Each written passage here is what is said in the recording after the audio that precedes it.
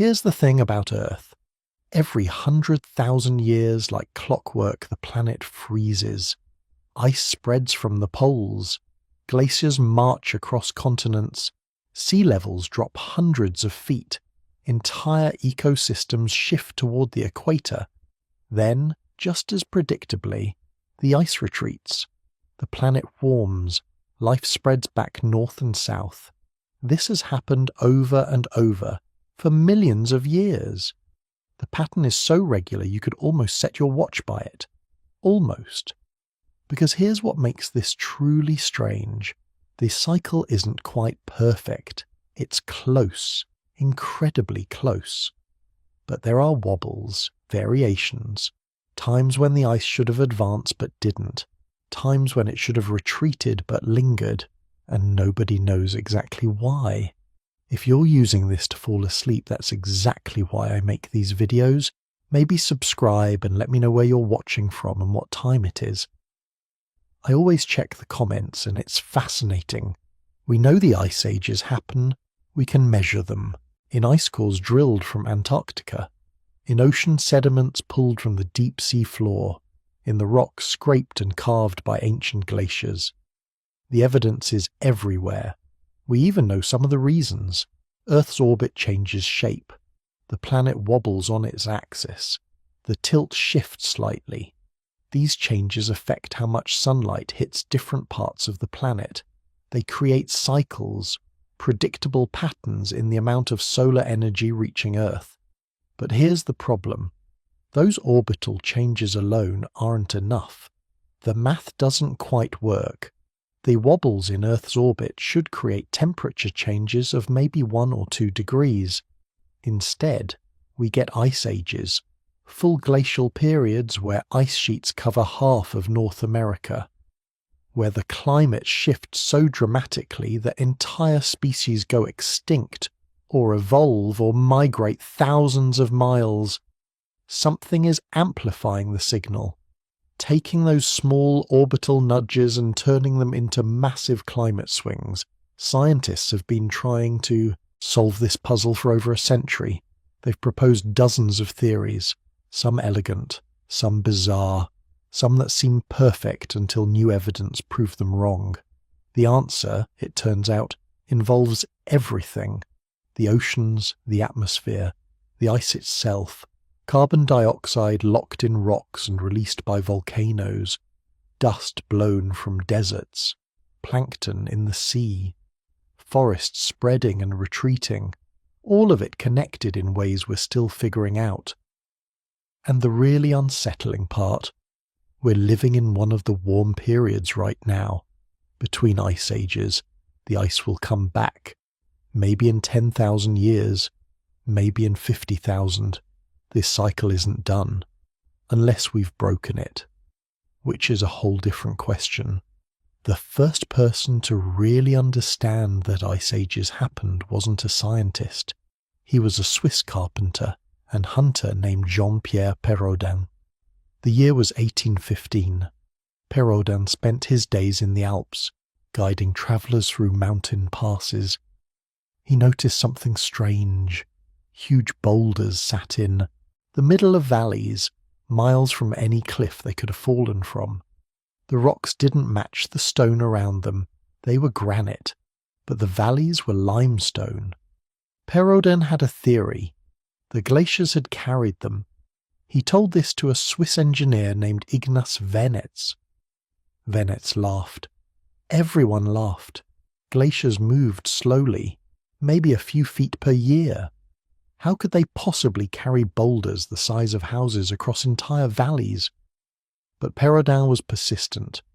He showed Venetz the scratches, long grooves carved into solid rock, all pointing the same direction, down from the mountains.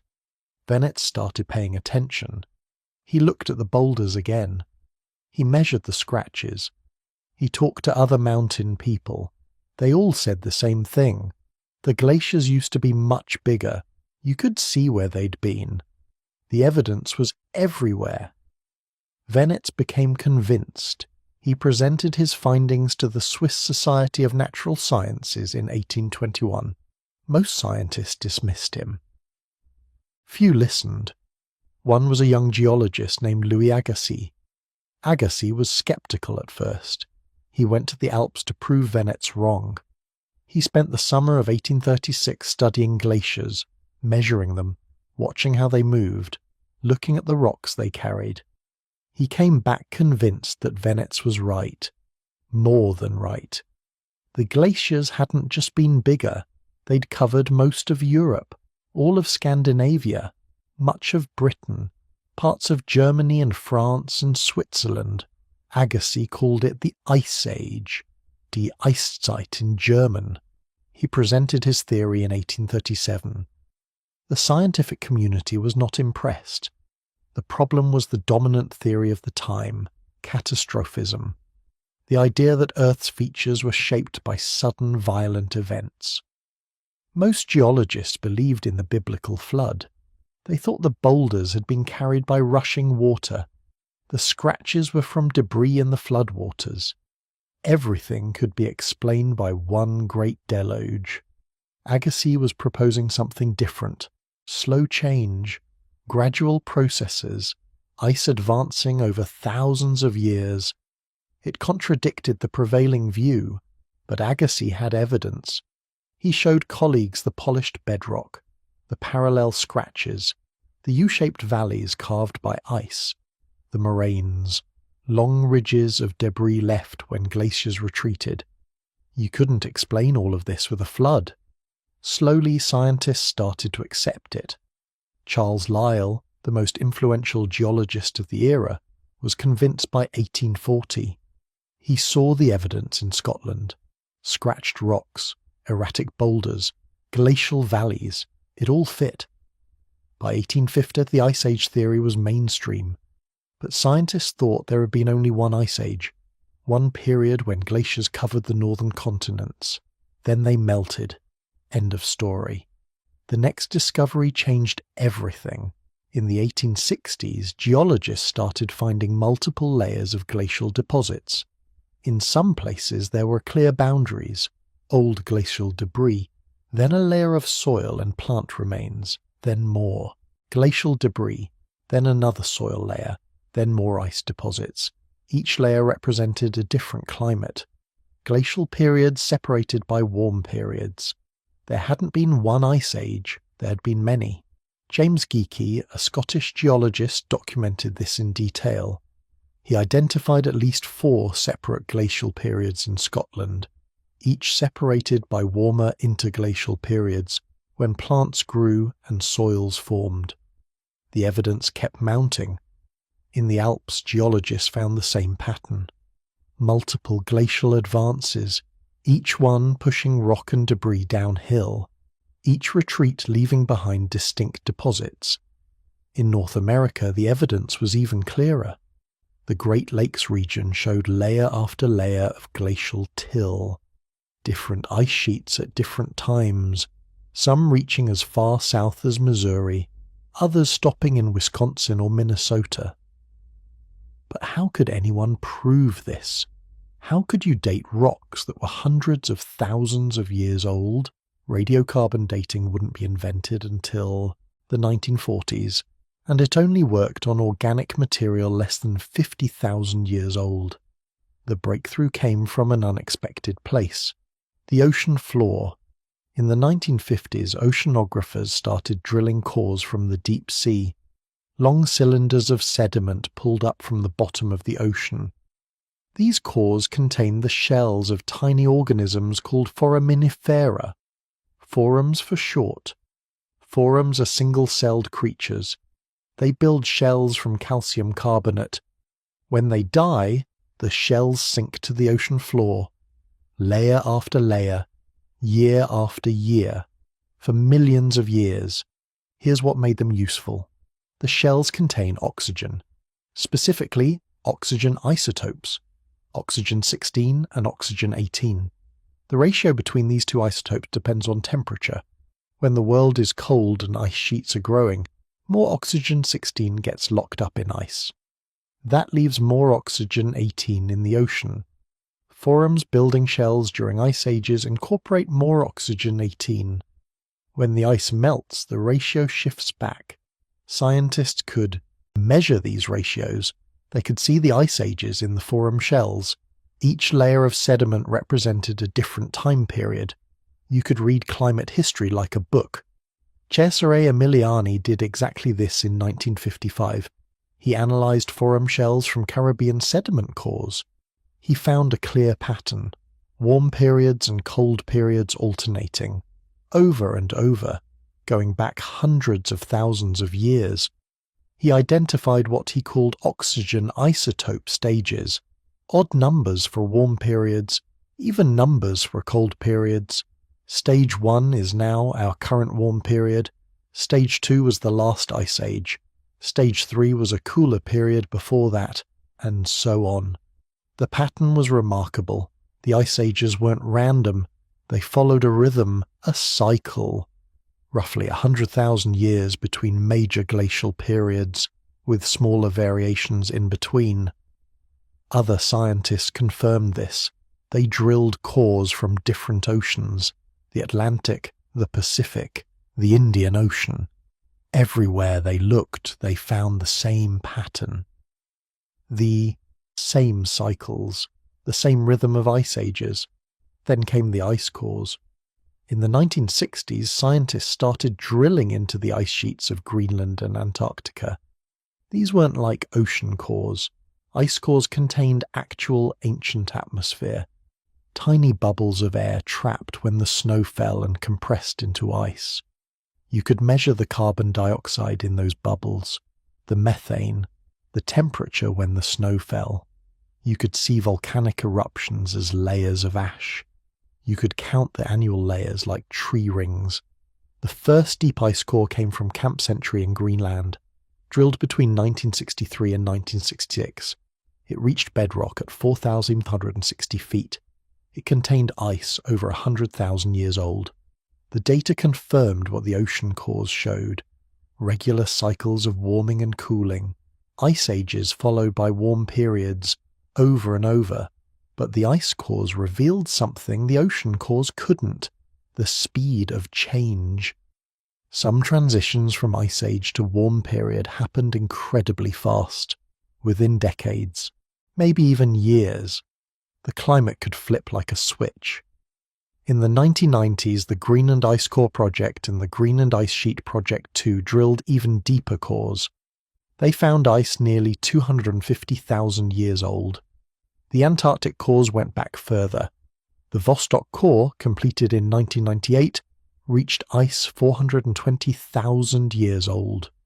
Later cores from Dome Sea and Antarctica went back 800,000 years, 8 ice ages, 8 warm periods, all recorded in the ice.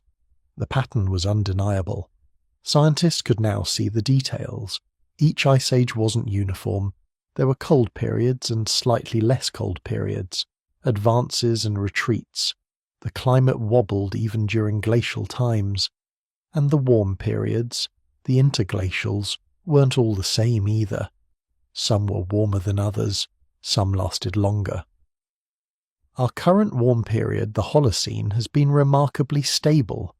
Unusually stable compared to previous interglacials. The evidence was overwhelming. Ice ages happened. They happened regularly. They followed a pattern. And we were living in a warm period between them. But knowing that ice ages happened wasn't the same as knowing why. The discovery of the pattern just made the mystery deeper. What could cause such regular cycles? What force was powerful enough to freeze half the planet every 100,000 years? That question would take another set of discoveries to answer. And even then, the answer would be incomplete, because the more scientists learned, the more complex the picture became. The ice ages weren't just about ice. They were about everything. The whole Earth system responding to some trigger, some combination of triggers, all working together in ways that scientists are still figuring out. It's kind of perfect, actually, learning about ice ages while you're trying to sleep. These massive, slow changes that happened over thousands of years. Nothing urgent, nothing that requires you to stay alert. Just the Earth doing what it's always done. Freezing, thawing, freezing again. Let the pattern carry you. The rhythm of it. 100,000 years is a long time to wait between ice ages. You got nothing but time right now. Here's the thing about orbits. They're not perfect circles. Earth doesn't glide around the sun like a ball on a string. It wobbles, it tilts, it shifts. And these tiny changes over thousands of years add up to something massive. Ice ages. A Serbian scientist figured this out in the 1920s. His name was Milutin Milankovic. He was an engineer, a mathematician, a prisoner of war who did calculations in his head to stay sane. And he discovered something nobody else had seen. Earth's orbit changes, not randomly, in patterns, predictable cycles that repeat over and over, and when these cycles line up just right, the planet freezes. 3 cycles, 3 different wobbles, each one operating on its own schedule. The first cycle is about the shape of Earth's orbit. Right now, our path around the sun is almost circular. Almost, but not quite. It's slightly oval, stretched out. This shape changes over time, sometimes more circular, sometimes more stretched. The cycle takes about 100,000 years. When the orbit is more circular, Earth stays about the same distance from the sun all year. When it's more oval, we swing closer in summer and farther away in winter. The difference isn't huge, but it matters. The second cycle is the tilt of Earth's axis. Right now, our planet leans at 23.5 degrees, like a top spinning at an angle. This tilt gives us seasons. When the northern hemisphere tilts toward the sun, it's summer there. When it tilts away, winter. But that angle changes. Over 41,000 years, Earth's tilt shifts between 22.1 and 24.5 degrees. More tilt means more extreme seasons. Hot summers, cold winters. Less tilt means milder seasons, cooler summers, warmer winters. And here's what matters for ice ages. It's not about how cold winter gets. It's about how cool summer stays. Ice builds up in winter. That's normal. But if summer isn't warm enough to melt it all, the ice stays, year after year, building, thickening, spreading. Less tilt means cooler summers, which means more ice survives, which means glaciers grow. The third cycle is the wobble of Earth's axis itself. Imagine a spinning top. As it slows down, it wobbles. Earth does the same thing. Our axis traces a slow circle in space. One complete wobble takes 26,000 years. This wobble changes which season happens when Earth is closest to the sun. Right now we're closest in January. Northern Hemisphere winter. In 13,000 years we'll be closest in July. Northern Hemisphere summer. This matters because it affects how extreme the seasons are. If you're closest to the sun during summer, that summer gets even hotter. If you're farthest away during winter, that winter gets even colder. 3 cycles, 3 wobbles, each one changing how much sunlight hits different parts of Earth at different times of year. Milankovic calculated all of this by hand with tables and charts and endless equations. He figured out exactly how much sunlight reached Earth at different latitudes during different seasons over the past 600,000 years, and he found a pattern. Every 100,000 years the cycles lined up. The orbit became more oval. The tilt decreased. The wobble put the northern hemisphere farthest from the sun during summer. All at once. Less sunlight in summer. Cooler temperatures. Ice that didn't melt. Glaciers that grew and grew and grew. He published his theory in 1920, then refined it in 1930, then wrote a whole book in 1941 called Canon of Insulation and the Ice Age Problem. Nobody paid attention. The scientific community ignored him. His math was too complex, his ideas too different. He was from Serbia, not a major research centre, and World War II was happening. Nobody had time for theories about ancient ice. Milankovitch died in 1958, still mostly unknown, his work gathering dust. Then in the 1970s, scientists started drilling ice, cores, long cylinders of ice pulled from Antarctica and Greenland, ice that had been building up for hundreds of thousands of years, layer after layer, each one a snapshot of Earth's ancient atmosphere. They could measure everything: temperature, carbon dioxide levels, dust in the air, pollen from plants, volcanic ash, all preserved in the ice like a frozen library, and they found cycles. The ice showed clear patterns, warm periods, cold periods, repeating over and over, and when they measured the timing, it matched Milankovitch's predictions almost perfectly.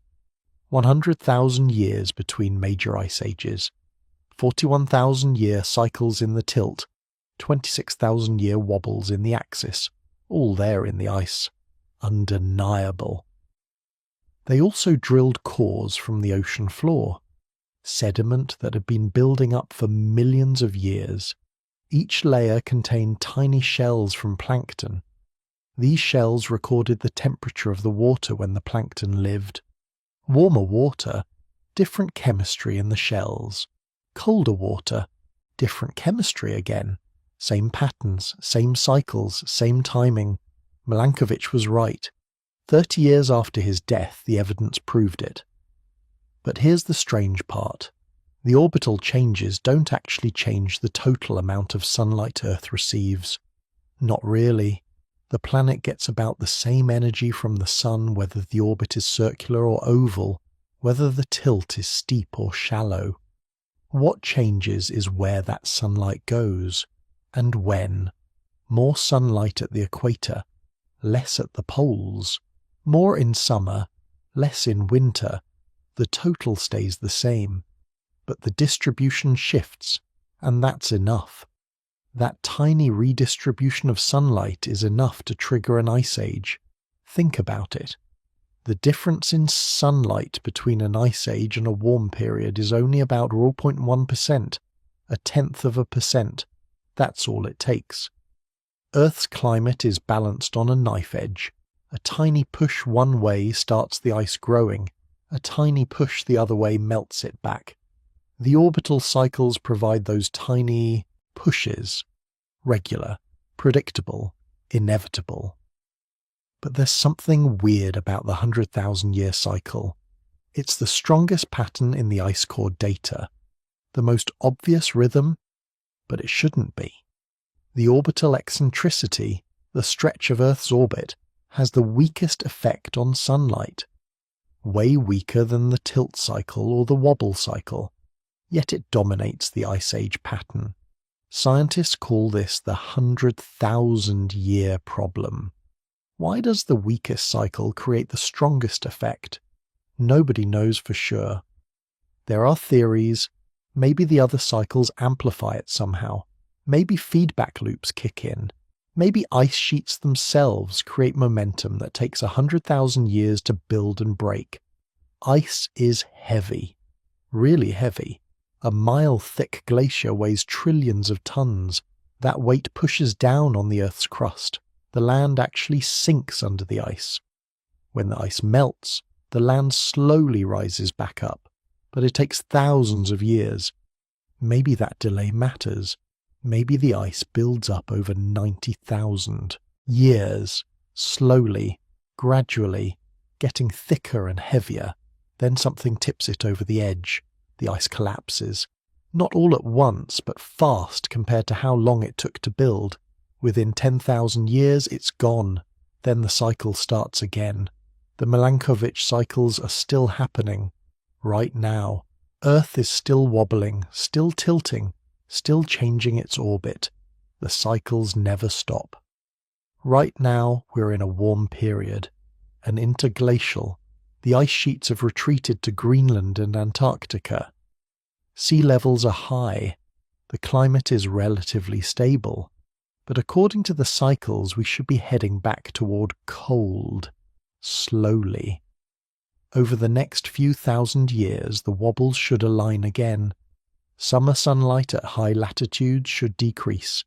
Ice should start building up. Except it's not happening. Earth is warming. Fast. Faster than any natural cycle would predict. That's us. Human activity. Carbon dioxide from burning fossil fuels, changing the atmosphere in ways that overwhelm the natural cycles. We've broken the pattern. For now. Whether that's good or bad depends on your perspective. Ice ages are hard to live through, but rapid warming creates its own problems. The Milankovitch cycles are still there, still operating, still wobbling Earth's orbit and tilt and axis. But we've added a new factor, a new force, and nobody knows exactly how it will play out.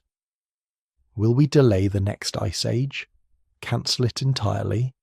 Or just postpone it until the carbon dioxide levels drop again thousands of years from now? The math that Milankovitch did by hand in the 1920s is still valid. The cycles are real, the patterns are clear. But we've added a variable he never considered. Human civilization, industrial emissions, the ability to change our own planet's climate. The wobbles continue, silent, slow, inevitable. Earth keeps tilting and spinning and circling the sun. The same cycles that have driven ice ages for millions of years. But now we're part of the equation too, and the next chapter of Earth's climate story is being written by both natural cycles and human choices. The ice remembers everything. Every wobble, every tilt, every shift in Earth's orbit, trapped in those frozen layers, waiting to tell its story to anyone who drills deep enough to listen. So how do wobbles in space actually create ice on Earth? It seems impossible. Earth tilts a bit more, the orbit stretches slightly, and suddenly glaciers appear. Miles thick, covering entire continents. The connection isn't obvious, but it's real. And it all comes down to one thing. Summer, not winter. That's the weird part. You'd think ice ages start because winters get colder, more snow falls, temperatures drop, ice builds up. But that's not how it works. Ice ages start because summers get cooler, just a little bit cooler, not enough to notice day to day. But enough that last winter's snow doesn't completely melt. Think about it. Snow falls every winter in Canada, in Alaska, in northern Europe. Feet of it. But every summer, most of it melts. The cycle resets. Winter adds snow. Summer removes it. Balance. But what if summer can't finish the job? What if the temperature stays just cool enough that some snow survives? Not all of it, just patches, in valleys, on north-facing slopes, places where the sun doesn't hit quite as hard. That leftover snow sits through the next winter. More snow falls on top. The old snow gets compressed, turns to ice, gets heavier, denser. Next summer comes. Still a bit cooler than normal. More snow survives. More ice builds up. Year after year, decade after decade, century after century. The ice grows. At first it's just snowfields, then ice patches, then glaciers, small ones in the mountains. But they keep growing, spreading, flowing downhill like frozen rivers. And here's where it gets interesting. Ice changes everything around it. White surfaces reflect sunlight. Fresh snow reflects about 80% of the sun's energy back into space. Dark. Surfaces absorb it. Forests absorb about 90% of sunlight. Ocean water absorbs about 95%. So when ice covers the ground, less heat gets absorbed. The area stays cooler, which means more ice survives the next summer, which means more sunlight gets reflected, which means even cooler temperatures. It's a feedback loop. Ice creates conditions that make more ice. Scientists call this albedo feedback. Albedo just means reflectivity. High albedo equals more reflection. Low albedo equals more absorption. A forest-covered landscape has low albedo, dark green trees soaking up sunlight, warm ground. Snow melts quickly in spring. That same landscape covered in ice has high albedo, bright white surface bouncing sunlight away. Cool ground, snow barely melts at all. The Milankovitch cycles don't create much cooling on their own. The change in sunlight is tiny, less than 1%, but they trigger the feedback loop. And the feedback loop does the heavy lifting. It starts in the far north, northern Canada, Scandinavia, Siberia. These places are already cold, already get snow every winter.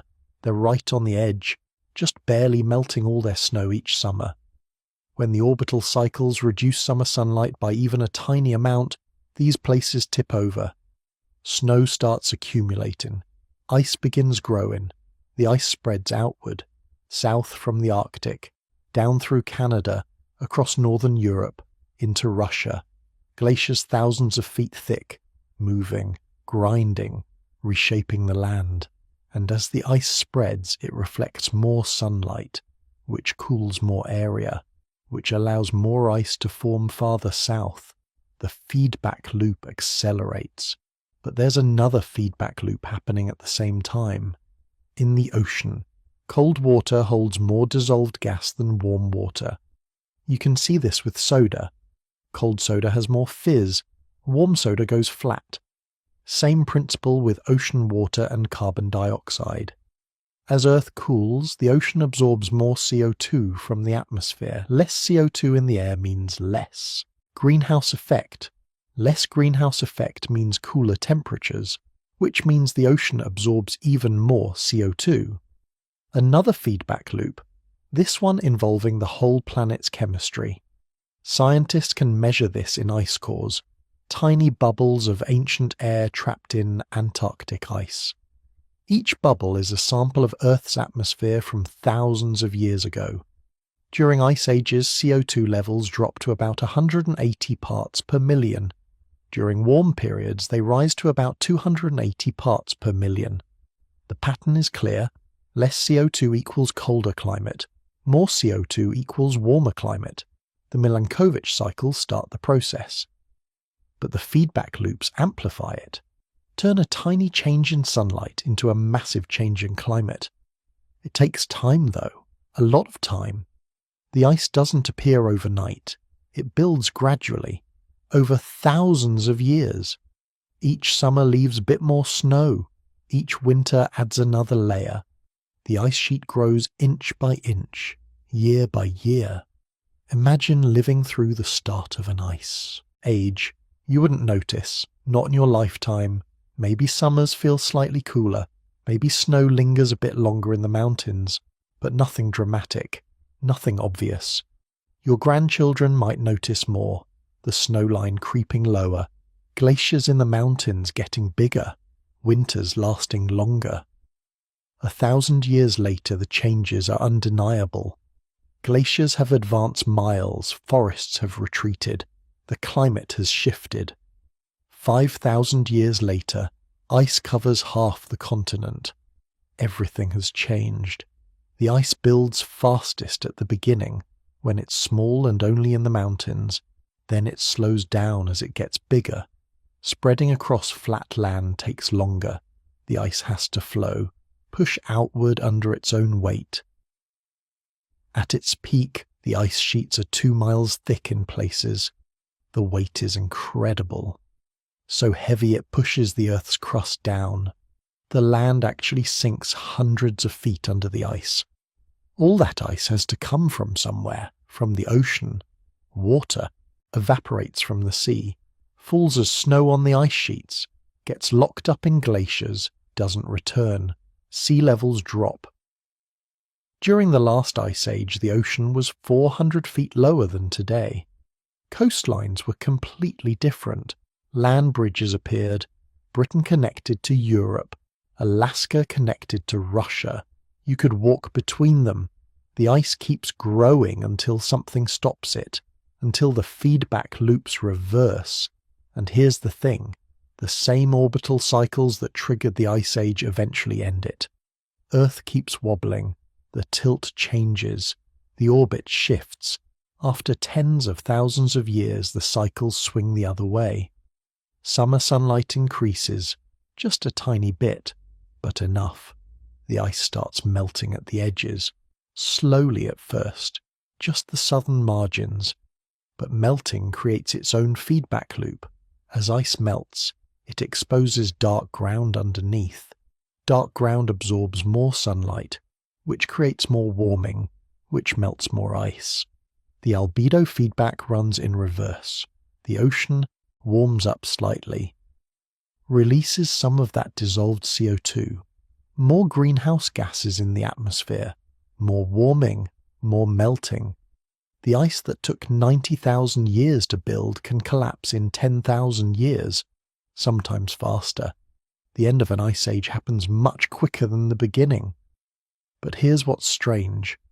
The orbital forcing, the push from the Milankovitch cycles, is the same strength going into an ice age as coming out of it.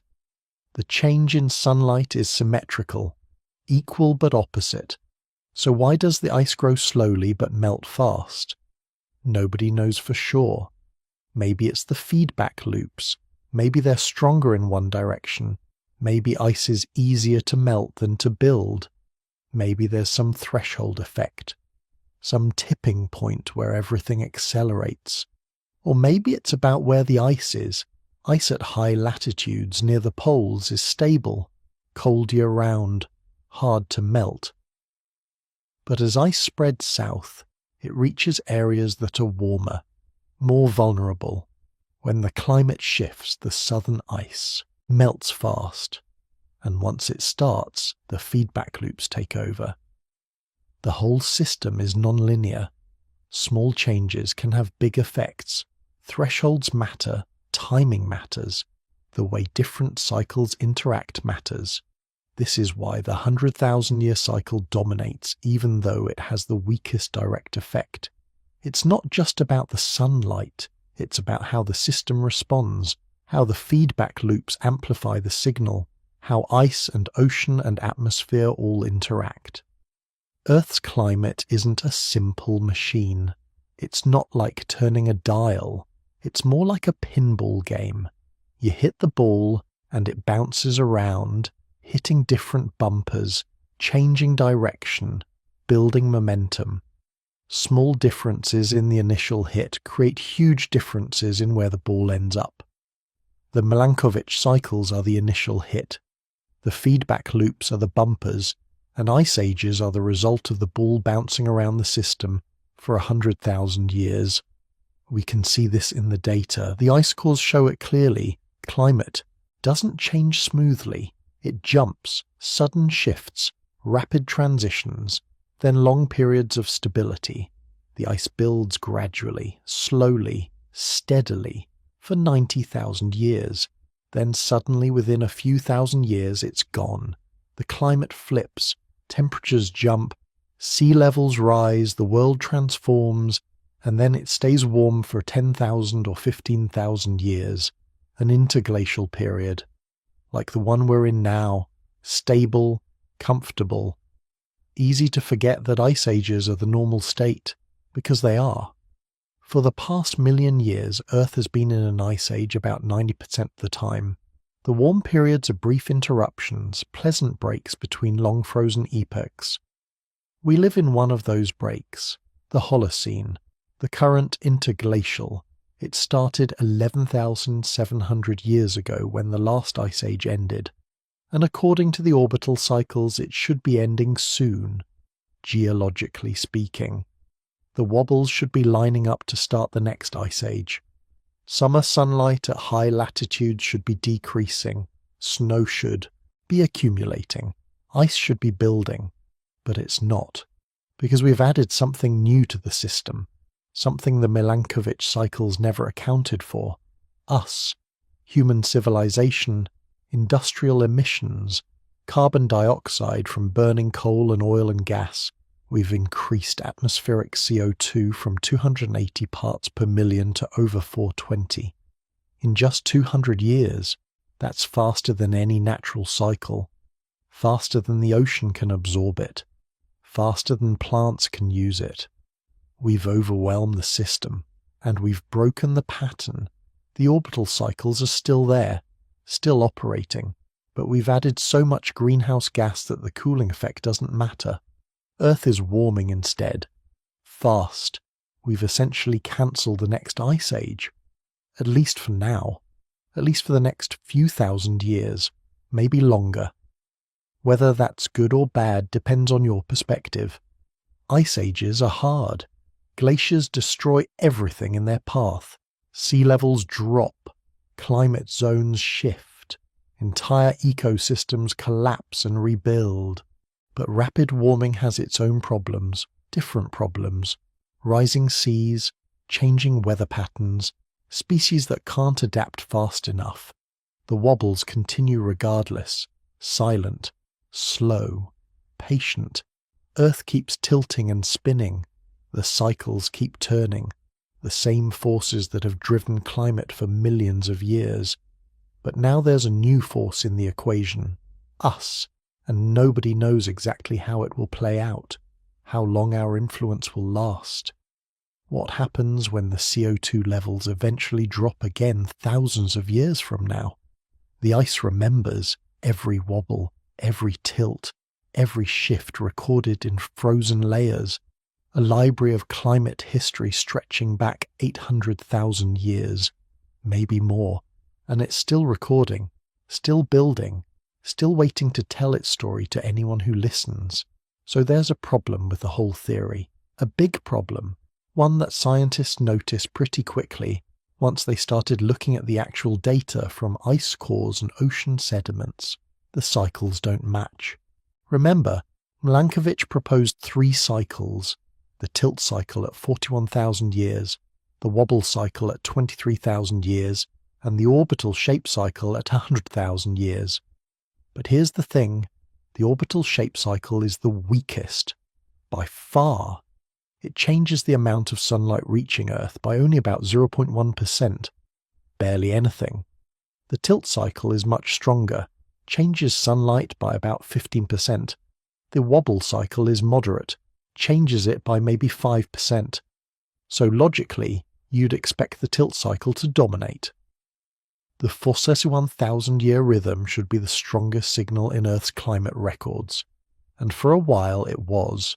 Go back far enough in the ice core data, before about 1 million years ago, and you see exactly what you'd expect, a strong 41,000-year pattern. Ice ages come and go every 41,000 years, the tilt cycle is in charge. But then something changes. Around 1 million years ago, maybe a bit earlier, the pattern shifts. The 41,000-year cycle fades into the background, and the 100,000-year cycle takes over, becomes dominant, controls the rhythm of ice ages. This makes no sense. The weakest forcing somehow produces the strongest response. It's like tapping a wine glass gently with your finger and getting a huge ringing sound.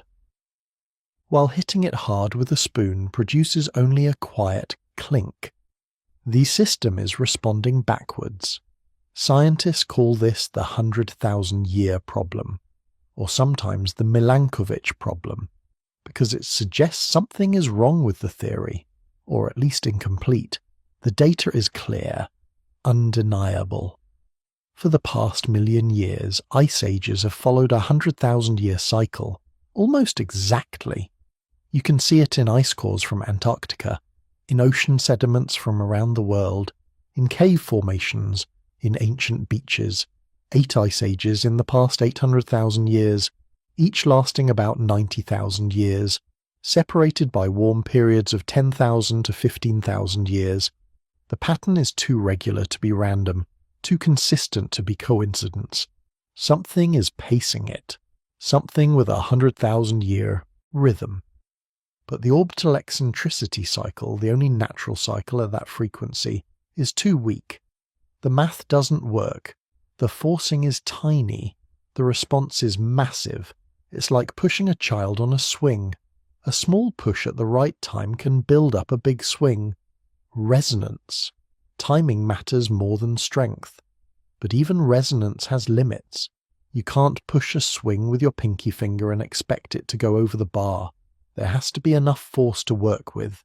The eccentricity cycle barely changes anything. Earth's orbit goes from slightly elliptical to slightly less elliptical. The difference in sunlight is negligible, less than the difference between a cloudy day and a clear day. Yet somehow this tiny change triggers massive ice sheets, miles thick, covering continents, lasting tens of thousands of years. Something else must be going on. Some amplification mechanism, some way the system takes a weak signal and turns it into a strong response. Scientists have been arguing about this for decades, proposing theories, testing models, trying to solve the puzzle. One idea involves the ice sheets themselves. Maybe they have their own internal rhythm, their own natural cycle that happens to match the orbital cycle. Think of it like this. Ice sheets grow until they get too big, too unstable. Then they collapse, not because of external forcing, but because of their own weight, their own dynamics. Maybe it takes about 100,000 years for an ice sheet to grow to the point where it becomes unstable, where the bottom starts melting from pressure and friction, where the whole thing begins to slide and break apart. The orbital cycles might just provide a nudge, a slight push that tips an already unstable system over the edge. The timing looks like it's controlled by the orbit, but really it's controlled by the ice. This theory has some support. Scientists know that ice sheets can collapse quickly, much faster than they grow. The end of the last ice age happened in just a few thousand years. Sudden, dramatic, like a switch flipping. But the theory has problems too. Why would the ice sheet cycle be exactly 100,000 years? That's a very specific number, and why would it sync up so perfectly with the orbital cycle? Coincidence seems unlikely. Another idea focuses on carbon dioxide. We know CO2 levels drop during ice ages, from about 280 parts per million to about 180. That's a big change, and CO2 is a powerful greenhouse gas. Maybe the carbon cycle has its own rhythm. Maybe the ocean absorbs and releases CO2 on a 100,000-year cycle. And maybe this cycle somehow links to the orbital changes. But this just moves the problem. Why would the carbon cycle operate on a 100,000-year time scale? What drives it? The weak orbital forcing still has to do a lot of heavy lifting. Some scientists think multiple cycles interact. The 100,000-year cycle doesn't work alone. It combines with the 41,000-year cycle and the 23,000-year cycle. They beat against each other, create interference patterns, amplify certain frequencies, like musical notes. Play two notes close together and you hear beats, a pulsing rhythm. The combined sound is different from either note alone. Maybe Earth's climate responds to the combined signal of all three orbital cycles, and maybe the way they combine creates a strong 100,000-year beat, even though the individual 100,000-year cycle is weak. The math for this gets complicated. You have to model how different frequencies interact, how the climate system responds to multiple inputs at once, how feedback loops amplify some signals and dampen others. Computer models can do this, and some models do produce a strong 100,000-year signal from weak orbital forcing, but the models require careful tuning, specific assumptions about how ice sheets behave, how the ocean circulates, how carbon dioxide moves between atmosphere and ocean. Change the assumptions slightly, and the 100,000-year signal disappears, or becomes too strong, or shifts to a different frequency. This makes some scientists uncomfortable. If the theory only works with very specific assumptions, maybe it's not the right theory. Maybe we're missing something fundamental. There's another weird thing about the 100,000-year cycle. It's not perfectly regular. Sometimes it's 80,000 years. sometimes 120,000 years. The average is 100,000. But there's variation. If the orbital cycle was directly controlling ice ages, you'd expect perfect regularity. The orbital cycle is like clockwork, precise, predictable. It doesn't vary, but ice ages do vary. They skip beats sometimes, or double up. The rhythm has hiccups. This suggests the climate system has some independence, some internal variability. It's not just passively responding to orbital forcing, it's doing its own thing, and the orbital cycles influence it, pace it, but don't completely control it. Imagine a drummer keeping time. Most of the time they hit the beat exactly, but sometimes they're slightly early, sometimes slightly late. They add fills, change the rhythm. The underlying tempo is still there, but there's creativity, variation. Maybe Earth's climate is like that. The orbital cycles provide the tempo, but the climate system improvises around it. Or maybe the climate system is chaotic in the mathematical sense, sensitive to tiny differences. Small changes in initial conditions create big differences in outcomes. Chaotic systems can look random, but actually be deterministic. Follow rules. But the rules are so sensitive that prediction becomes impossible, like weather. We can forecast a few days ahead, but not weeks or months. The system is too chaotic. Maybe ice ages are chaotic too.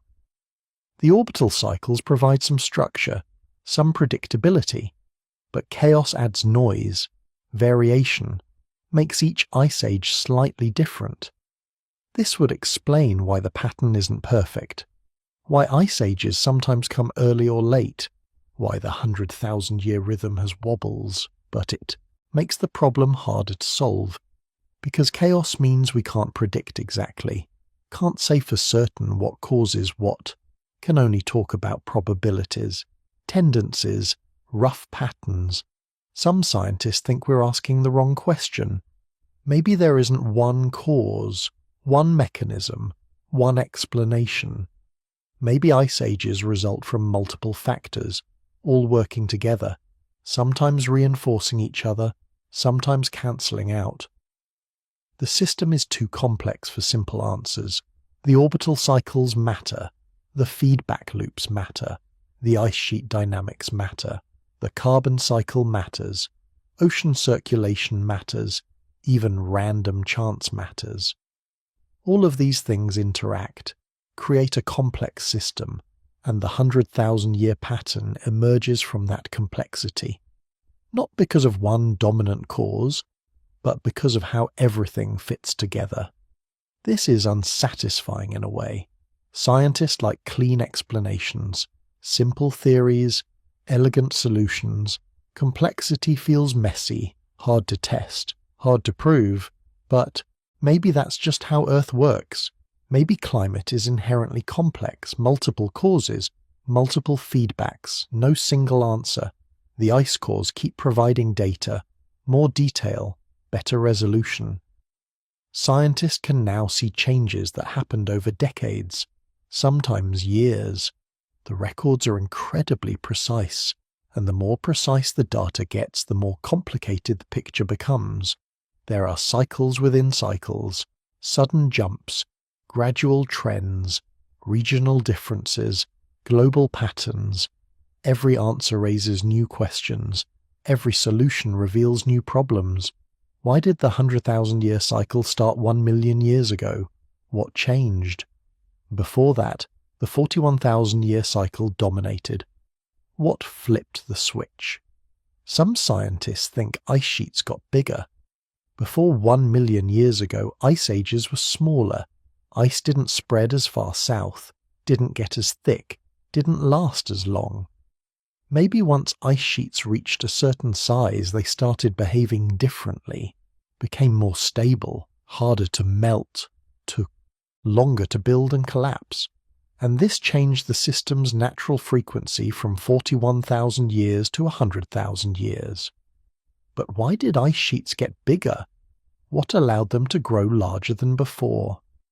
Maybe Earth cooled slightly, a long-term cooling trend over millions of years. As Earth cooled, ice could survive farther south, build thicker, last longer. Or maybe ocean circulation changed, the way currents move heat around the planet. A small change in circulation could allow ice to accumulate differently. Or maybe mountain ranges rose higher. The Himalayas, the Rockies. Higher mountains mean more area above the snow line, more places where ice can start growing. All of these things probably played a role, slowly, gradually, over millions of years, until the system crossed some threshold and the rhythm changed. The 100,000-year problem remains unsolved, not because scientists aren't smart enough or don't have enough data, but because the system is genuinely complex, multiple causes, multiple effects. No single explanation captures everything. And maybe that's okay. Maybe some questions don't have simple answers. Maybe the universe is messy, complicated, full of interactions we're still figuring out. The ice remembers it all. Every cycle, every wobble, every shift, locked in frozen layers, waiting to tell its story. We can read that story now, extract the data, build the graphs, see the patterns, but understanding why the patterns exist, that's harder. That takes time, more research, more thinking. The 100,000-year problem isn't solved, but we're getting closer. Each study adds a piece. Each model refines our understanding. Each ice core reveals new details. And in the meantime, the cycles continue. Silent, patient, indifferent to our confusion. Earth keeps wobbling, keeps tilting, keeps moving through space. The ice keeps recording, keeps building, keeps waiting. So what actually drives ice ages? We've got the orbital cycles, the wobble, the tilt, the stretch. We know they matter. The timing lines up too well to be coincidence. But we also know they're not enough. The forcing is too weak. Especially that 100,000-year cycle. It barely changes anything, yet somehow it controls the whole show. Something takes that weak signal and amplifies it, turns a whisper into a roar. But what? The answer might be ice itself. Ice sheets don't just sit there. They're not passive. They don't just grow when it's cold and melt when it's warm. They have their own behavior, their own dynamics, their own way of changing the world around them. Think about what happens when an ice sheet forms. Snow falls in northern Canada, in Scandinavia, on Greenland. Year after year, the snow piles up, compresses, turns to ice. At first it's just thick, a layer of ice covering the ground, maybe a few 100 feet. That's not enough to change much, but it keeps growing. The ice gets thicker, heavier, starts flowing under its own weight, spreading outward, moving south. And here's where things get interesting. Ice is white, bright white. It reflects sunlight. About 80% of the sun's energy bounces right back into space. Dark ground absorbs sunlight. About 80% gets absorbed, turned into heat. But ice reflects it, sends it away. The ground stays cold. This creates a feedback loop. More ice means more reflection. More reflection means less heat. Less heat means more ice can survive, which means more reflection. The cycle feeds itself. Scientists call this the ice albedo feedback. Albedo means reflectivity. Ice has high albedo. Dark ground has low albedo. The difference matters a lot. Once an ice sheet reaches a certain size, it starts creating its own climate, making its own weather. The bright surface reflects heat. The cold air above the ice sinks, flows outward, pushes warm air away. The ice sheet becomes self-sustaining. It doesn't need the orbital cycles anymore. It makes its own cold. But there's more. Ice sheets change the land underneath them. Their weight is enormous. A mile of ice weighs about 900 tons per square meter. That's like parking 600 cars on every square meter of ground. The Earth's crust can't support that weight. It bends, sinks, slowly, over thousands of years. The land under the ice sheet drops, sometimes by hundreds of feet. This matters because of how ice sheets grow. They need altitude, cold temperatures, snow that doesn't melt in summer. When the land sinks, the ice surface sinks too. Lower altitude means warmer temperatures, even just a few degrees warmer. That makes the ice more vulnerable, more likely to melt. So ice sheets create their own problem. They grow big, get heavy, push the land down, lower their own elevation, make themselves easier to melt. This might explain the timing, why ice ages last so long, why they end relatively quickly. The ice sheet grows for tens of thousands of years, gets thicker, spreads farther. The land underneath slowly sinks. The whole system becomes more and more unstable. Then something tips it over. Maybe the orbital cycles provide a nudge, a bit more summer sun, a bit warmer temperatures, just enough. The ice starts melting, not everywhere, just at the edges, just a little. But that little bit matters, because ice sheets have another property. They insulate the ground underneath them. The bottom of an ice sheet isn't at air temperature, it's warmer, sometimes close to freezing, sometimes actually melting. The pressure helps. A mile of ice creates enormous pressure. Pressure lowers the melting point. Ice can melt at temperatures below 32 degrees Fahrenheit, so the bottom of the ice sheet is wet, slippery. And when the ice sheet starts losing mass at the edges, the whole thing can start sliding, moving faster, breaking apart. This is how ice sheets collapse, not by melting in place, that would take forever, but by sliding into the ocean, breaking into icebergs, floating away. The collapse can be fast. Geologically speaking, a few thousand years, maybe less. The ice that took 90,000 years to build disappears in 10,000, and once it starts collapsing, the feedbacks reverse. Less ice means less reflection, more dark ground exposed, more sunlight absorbed, more heat, more melting. This cycle feeds itself again, but in the opposite direction. This explains a lot.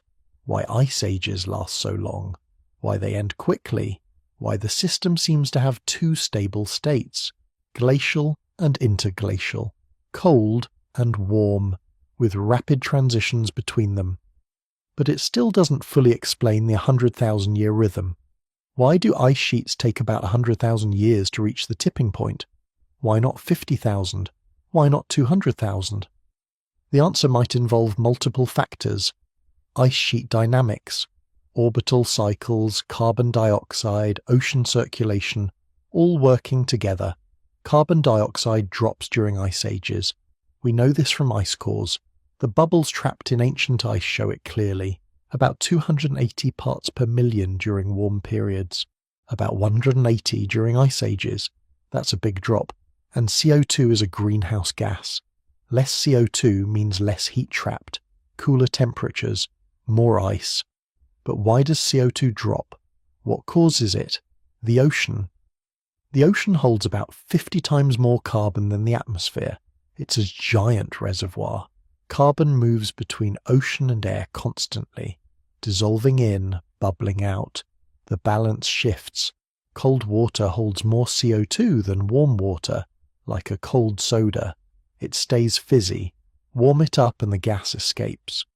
During ice ages, the ocean gets colder, especially in polar regions. Cold water sinks, takes dissolved CO2 with it, down to the deep ocean, where it stays, locked away for thousands of years. Less CO2 in the atmosphere means cooler temperatures, which means more ice, which means more reflection, which means even cooler temperatures.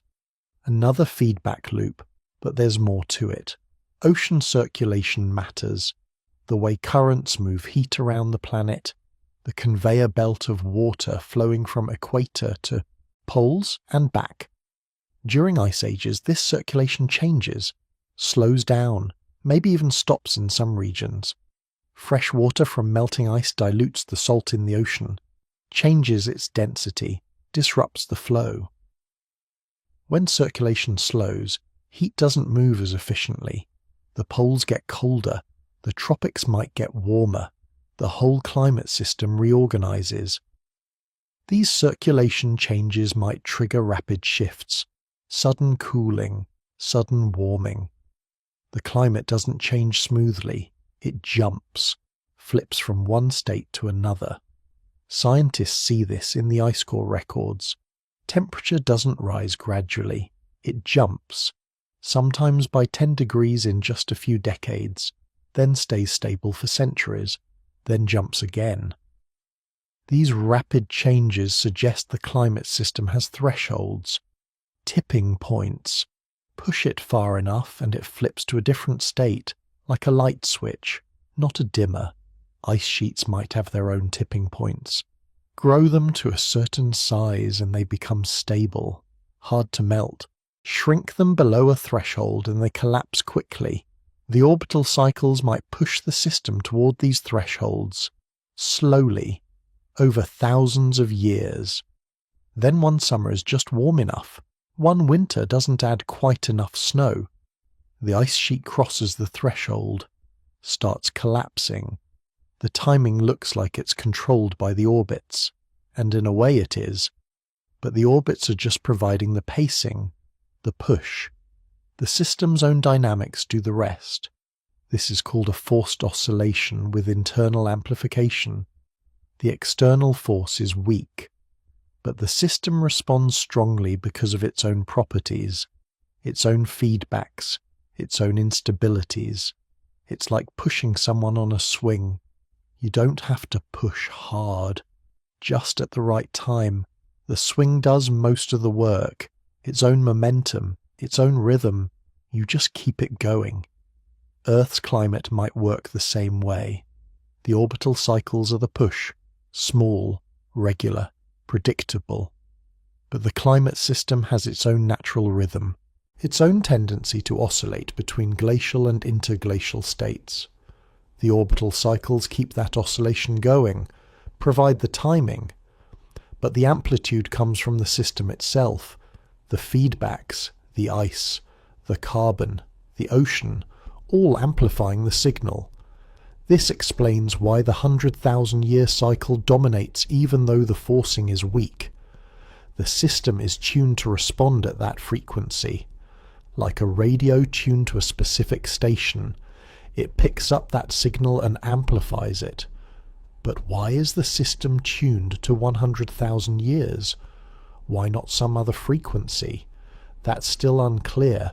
It might have to do with how long it takes ice sheets to grow to critical size, how long it takes the land to sink enough, how long it takes carbon to move between atmosphere and ocean. All of these processes have timescales. None of them are instant.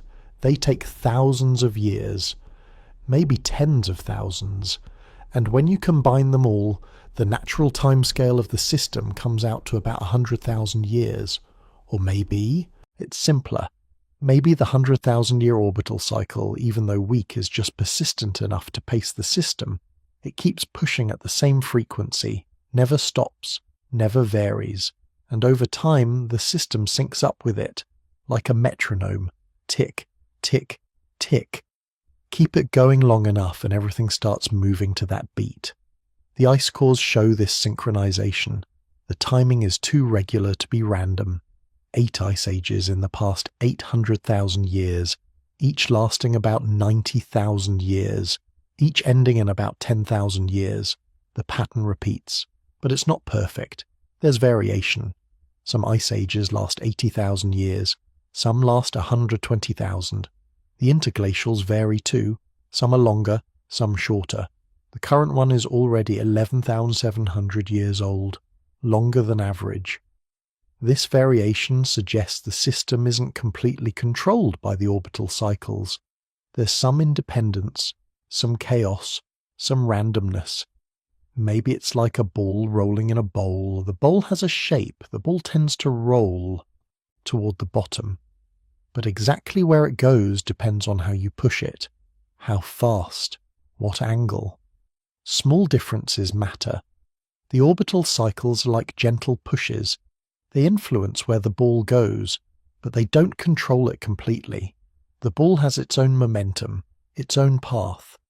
Earth's climate is the ball, the feedbacks are the bowl, the orbital cycles are the pushes.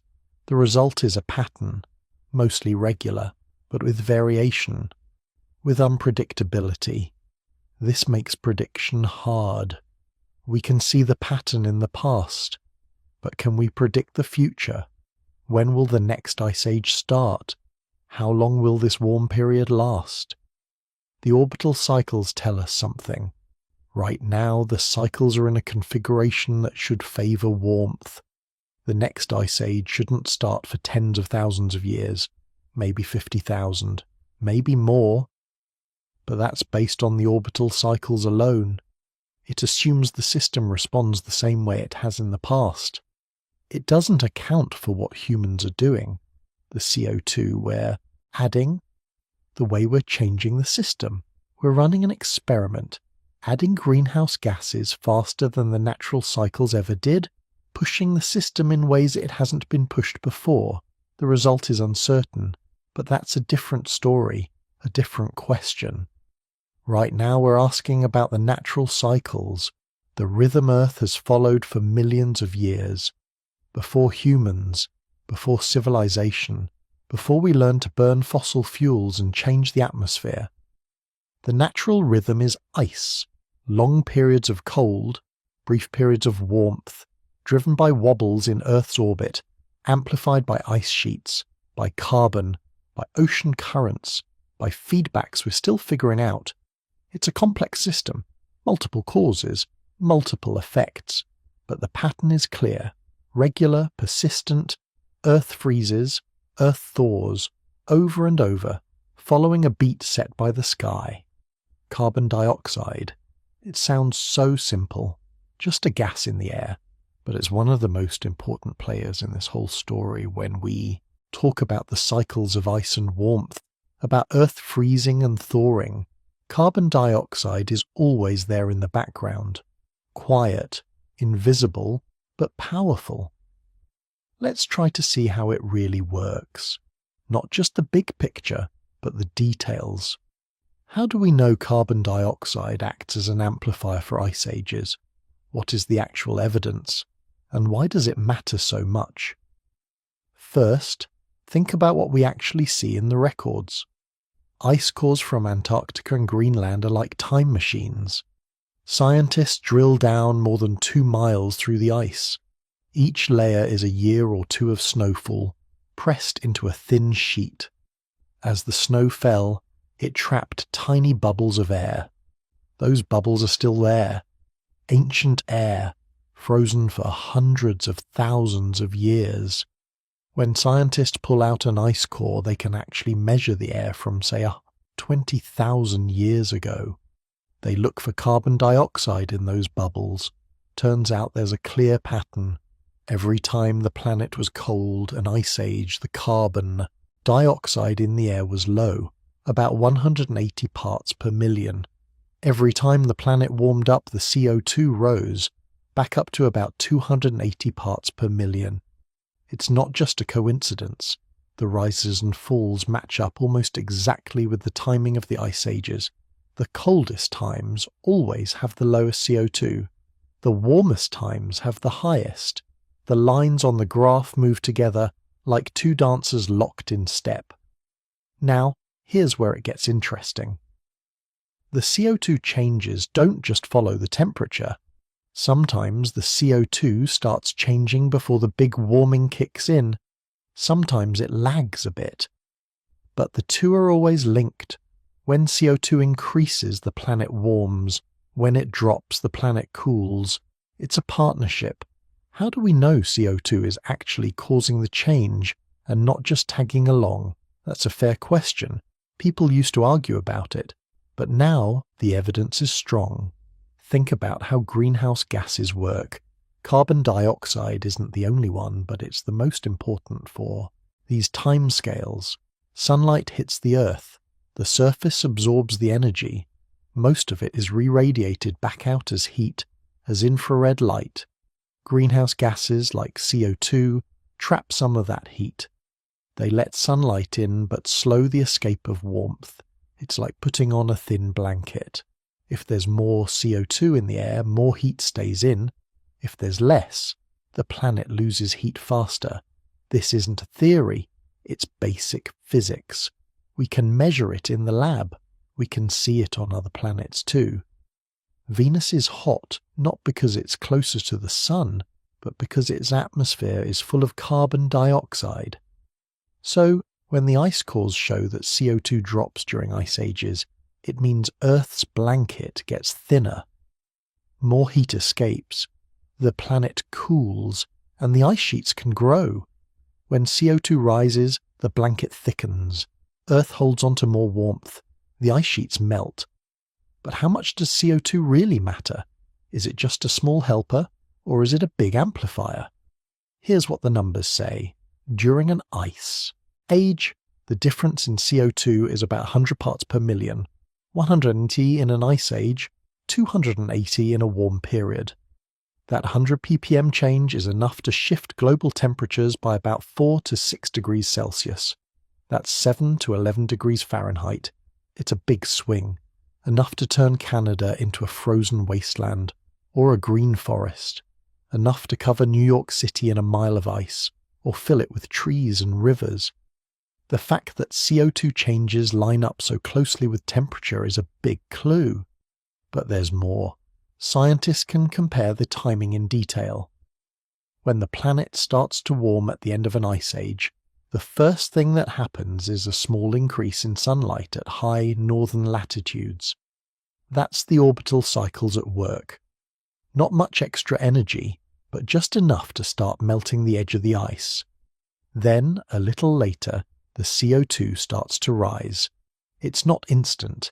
It takes a few hundred years, but as CO2 rises, the warming speeds up. The ice melts faster. The planet shifts from cold to warm in just a few thousand years. It's like starting a fire. The orbital cycles are the spark, but CO2 is the fuel. Once the fire is going, it burns hot and fast. Without that fuel, the spark wouldn't be enough. Scientists have tried to model this with computers. They take the orbital changes alone and ask the model what happens. The answer is clear. You get some warming, but not enough to explain the real record. Add in CO2 changes, and the model matches the ice core data almost perfectly. The temperature swings make sense, the timing works out, the evidence comes together. There's another way to see the power of CO2. Look at the numbers. The direct effect of changing CO2 from 180 to 280 ppm is about 2 degrees Celsius of warming, just from the greenhouse effect. But that's only half the story. When the planet warms, other feedbacks kick in. The ice melts. That changes the reflection of sunlight, as we saw earlier. More dark ground, more heat absorbed. The oceans warm up and release more CO2. The atmosphere holds more water vapor, which is another greenhouse gas. All these feedbacks add up. The total warming is about double what you'd expect from CO2 alone.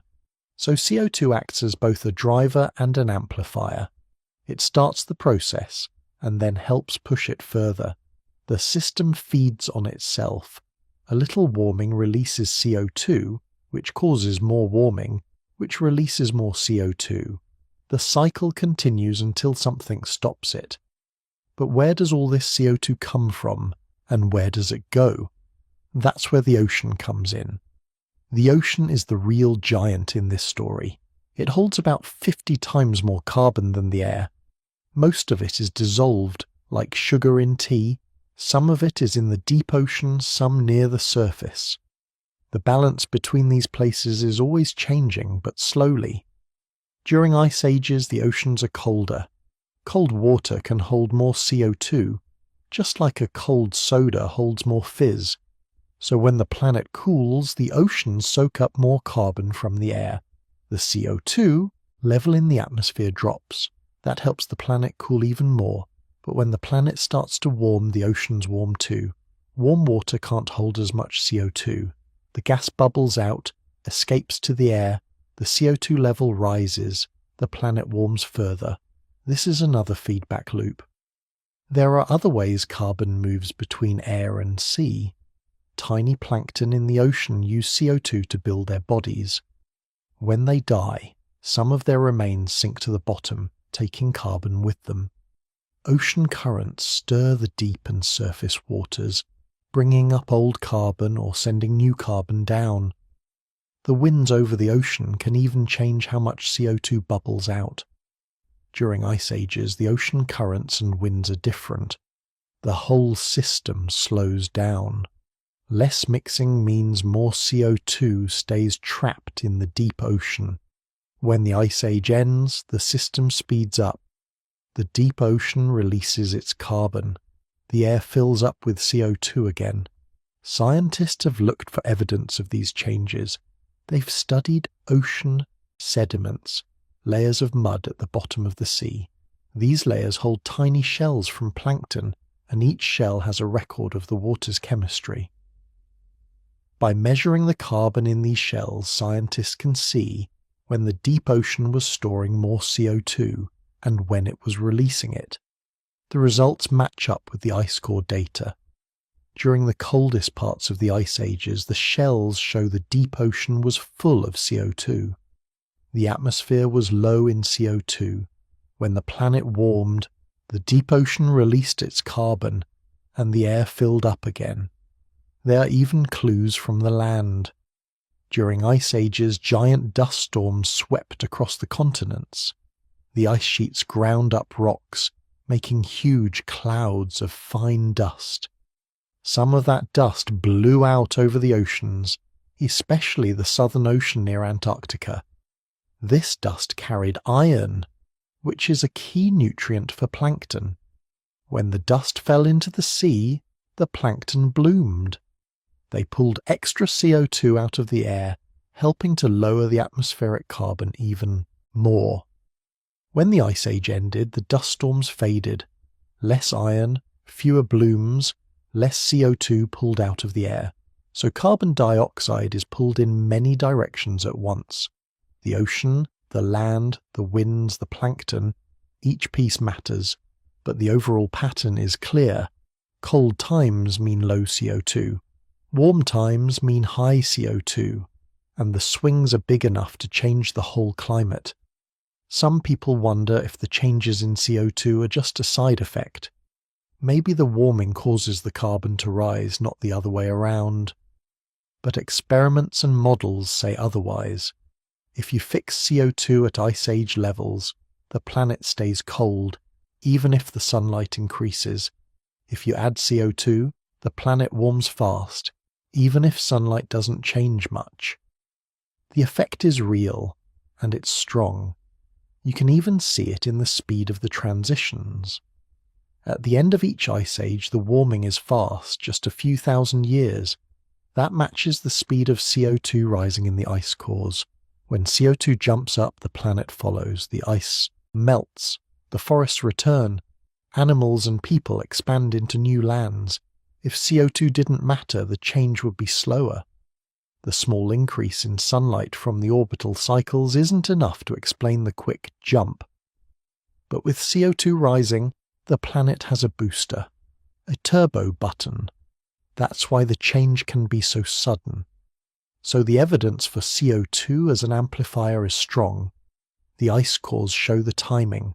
The ocean sediments show the storage and release. The models show the effect on temperature. The details match up.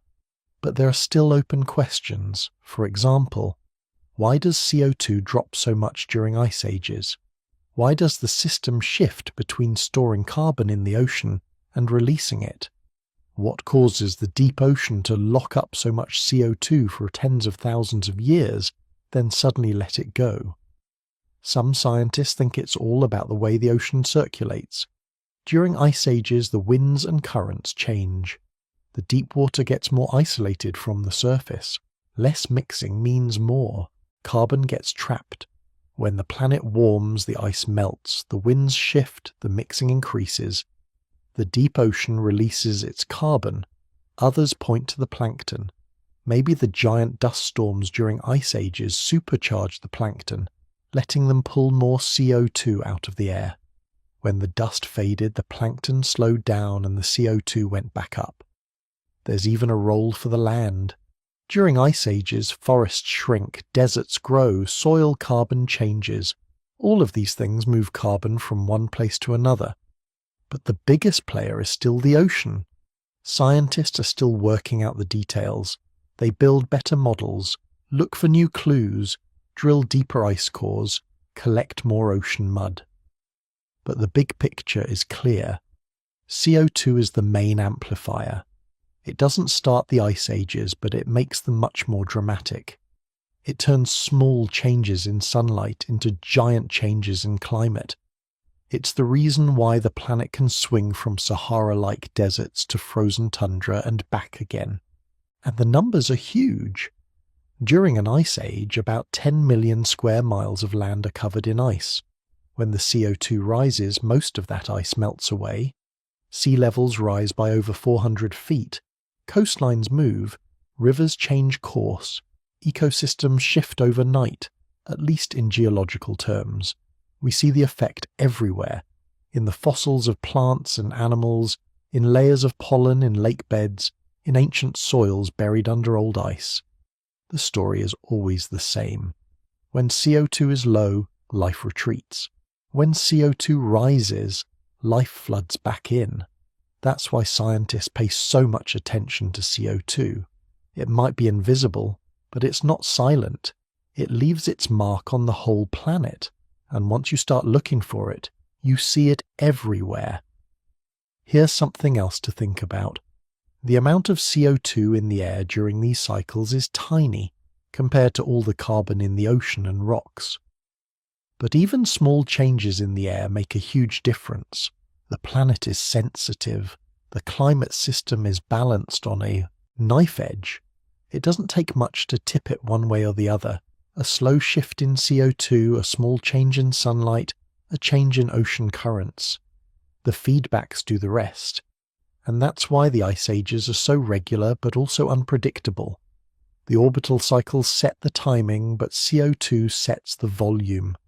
The music plays, but the loudness changes. Sometimes it's a whisper, sometimes a roar. We can even see the CO2 amplifier working today. Since the Industrial Revolution, humans have added about 130 parts per million of CO2 to the air. That's more than the difference between an ice age and a warm period. The result is a planet that's warming faster than at any time in the last 10,000 years. But that's another story. Right now we're talking about the natural cycles, the way the planet has moved between ice and warmth for millions of years. The CO2 amplifier has always been there, sometimes quiet, sometimes loud, but always in the background. It's a reminder that the planet isn't just shaped by rocks or ice or sunlight. It's shaped by invisible things too. Tiny molecules in the air, bubbles trapped in ice, gases dissolved in the sea, all connected, all playing a part. When you look at the big picture, you see a system that's both fragile and strong. It can flip from one state to another, given the right nudge, but it always finds a new balance, a new rhythm. CO2 is part of that rhythm, not the only part, but one of the most important. It's the amplifier that turns small changes into big ones, the reason why the planet can change so much and so quickly, and the evidence is all around us, in the ice, in the ocean, in the land, in the stories told by ancient air and old mud and fossil forests. So next time you hear about carbon dioxide, remember it's not just a number or a gas or something in the news. It's one of the main reasons why Earth freezes and thaws over and over for millions of years. But CO2 isn't the only amplifier. The oceans themselves play a huge role too. Their currents, their hidden heat, They're deep secrets. And when they change, everything changes. The ocean is a world all its own. It's not just a big pool of water. It's layered, moving, and always shifting in ways that are hard to see from the surface. If you could slice the ocean open, you'd see something like a giant sandwich. Warm water on top, colder water below, and the deepest layers far beneath that. Each layer holds different amounts of heat and carbon, and how those layers mix and move changes everything for the planet. Let's start with what's actually happening down there. The ocean isn't still. Currents flow across the surface, sometimes for thousands of miles. The Gulf Stream, for example, brings warm water from the Gulf of Mexico all the way across the Atlantic to Europe.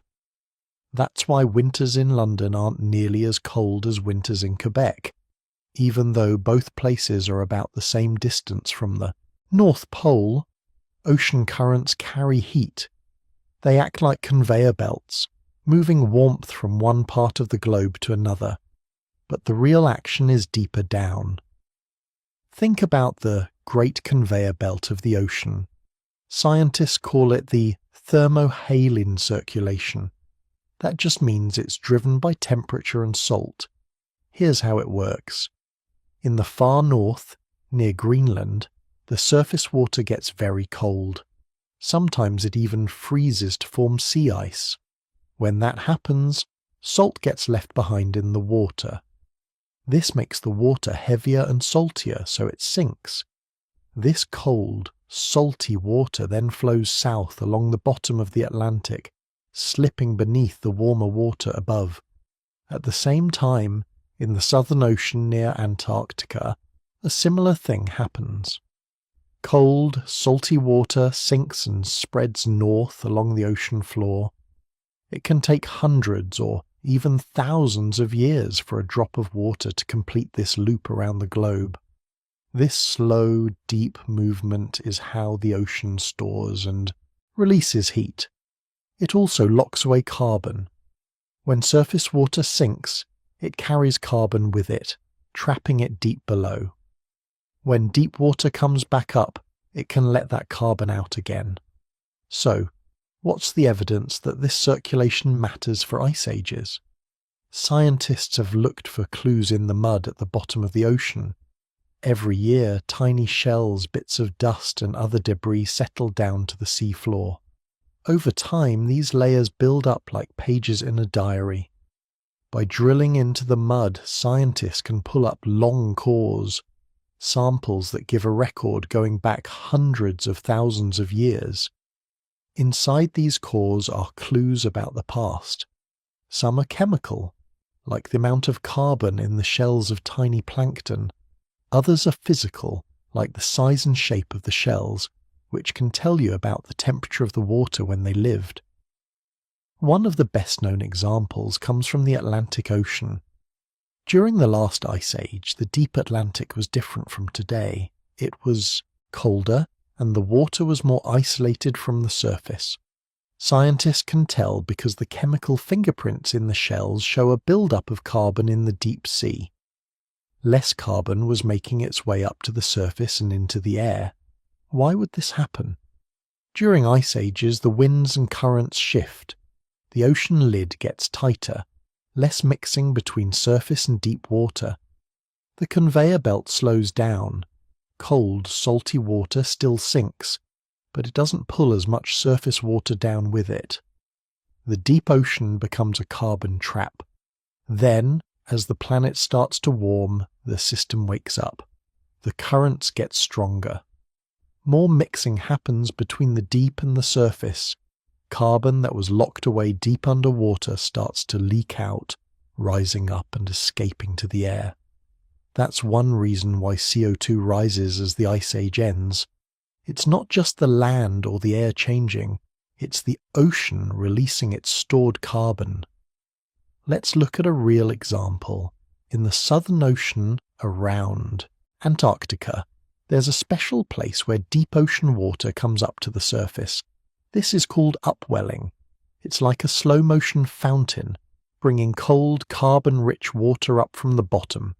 Today, this upwelling brings nutrients that feed massive blooms of plankton.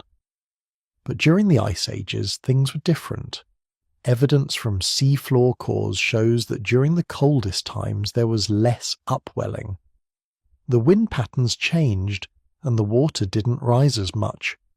That meant less carbon made its way from the deep to the surface, and less escaped to the air. The result? The atmosphere had lower CO2, helping the planet to stay cold. But as the ice started to retreat, the winds shifted again. Upwelling increased, bringing more deep water and its trapped carbon up to the surface. More CO2 bubbled out and filled the air. The planet warmed even faster. This isn't just a guess. Scientists can see the timing in the mud. The types of plankton change. The chemistry in the shell shifts.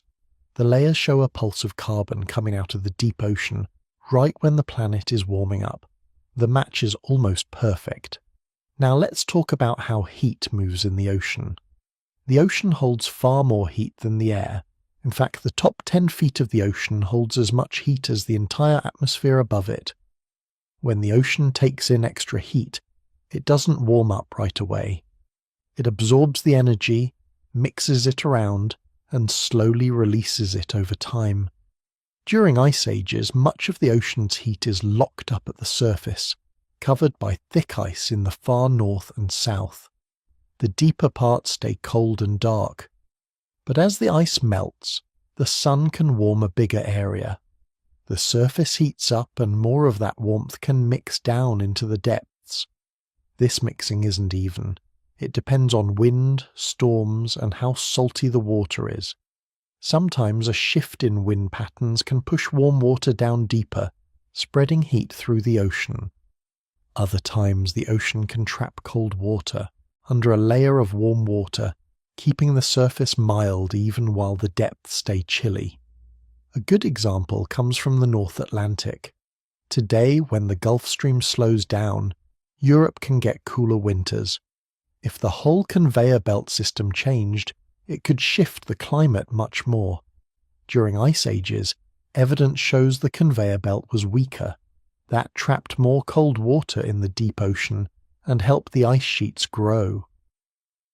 Scientists have even found hints of sudden events, moments when the ocean currents changed quickly. In some ice cores and seafloor records, you can see signs of abrupt warming or cooling that happened over just a few decades. These climate jumps may have been caused by big changes in ocean circulation. For example, a sudden rush of fresh water from melting ice could have shut down the conveyor belt.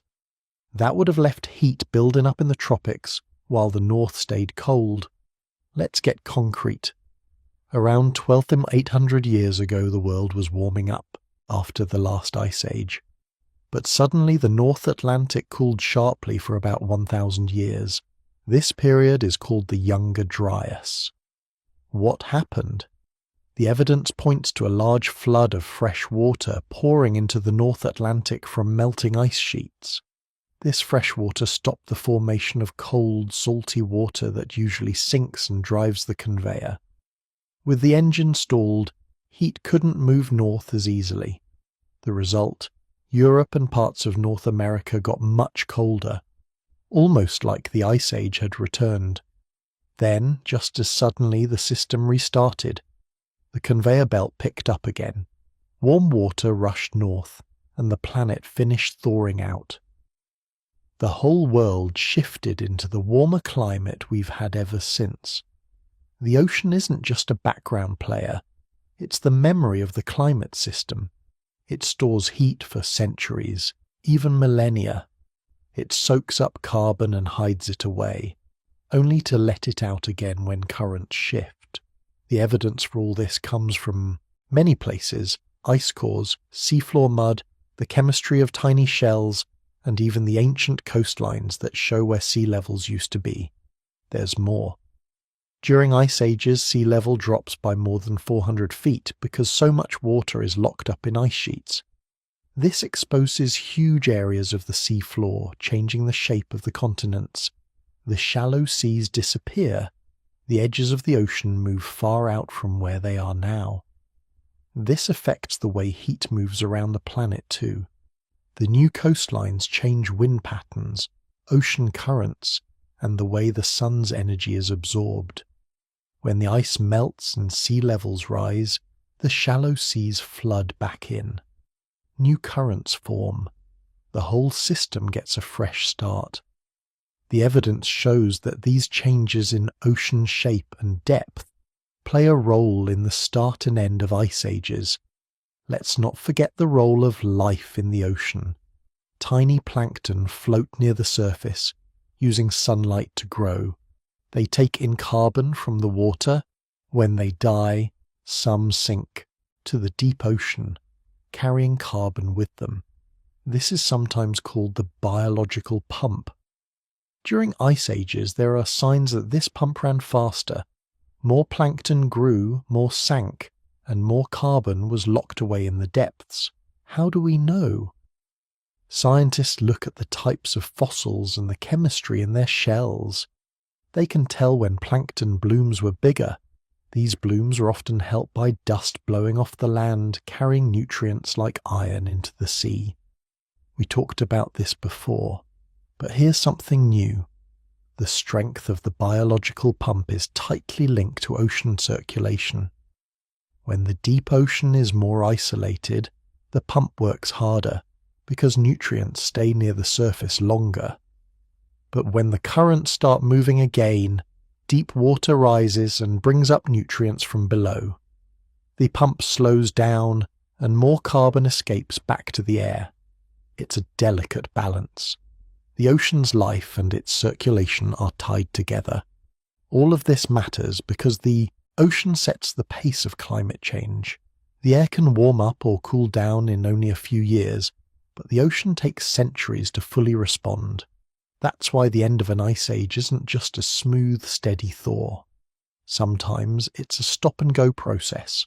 Warm years, then sudden freezes, then back to warming again. The clues are everywhere if you know where to look. In the North Pacific, scientists found layers of mud that show sudden jumps in plankton growth, matching times when the ocean currents changed. In the Indian Ocean, cores show shifts in salt and temperature that line up with big changes in the ice sheets.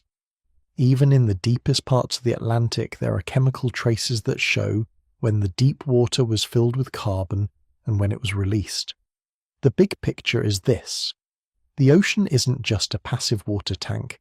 It's an active player in the Earth's climate. Its currents move heat and carbon around the globe. When those currents change, the whole climate can shift, sometimes very quickly.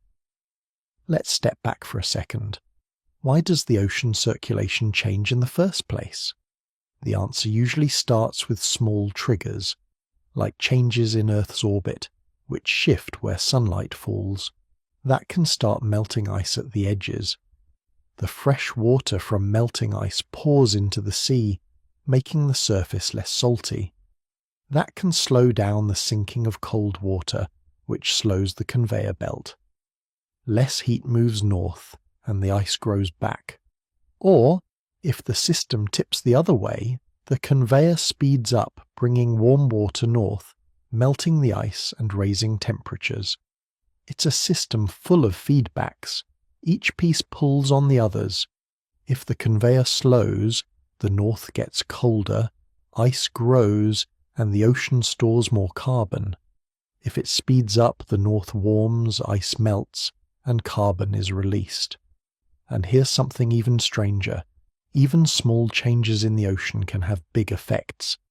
A shift in wind over the Southern Ocean, for example, can change the amount of deep water that rises, which can add or remove a lot of carbon from the air. That, in turn, changes how much heat the planet holds. It's all connected. There's also evidence from coral reefs. Some ancient corals buried in what are now dry islands grew at times when sea level was higher. Others stopped growing when sea level fell during ice ages.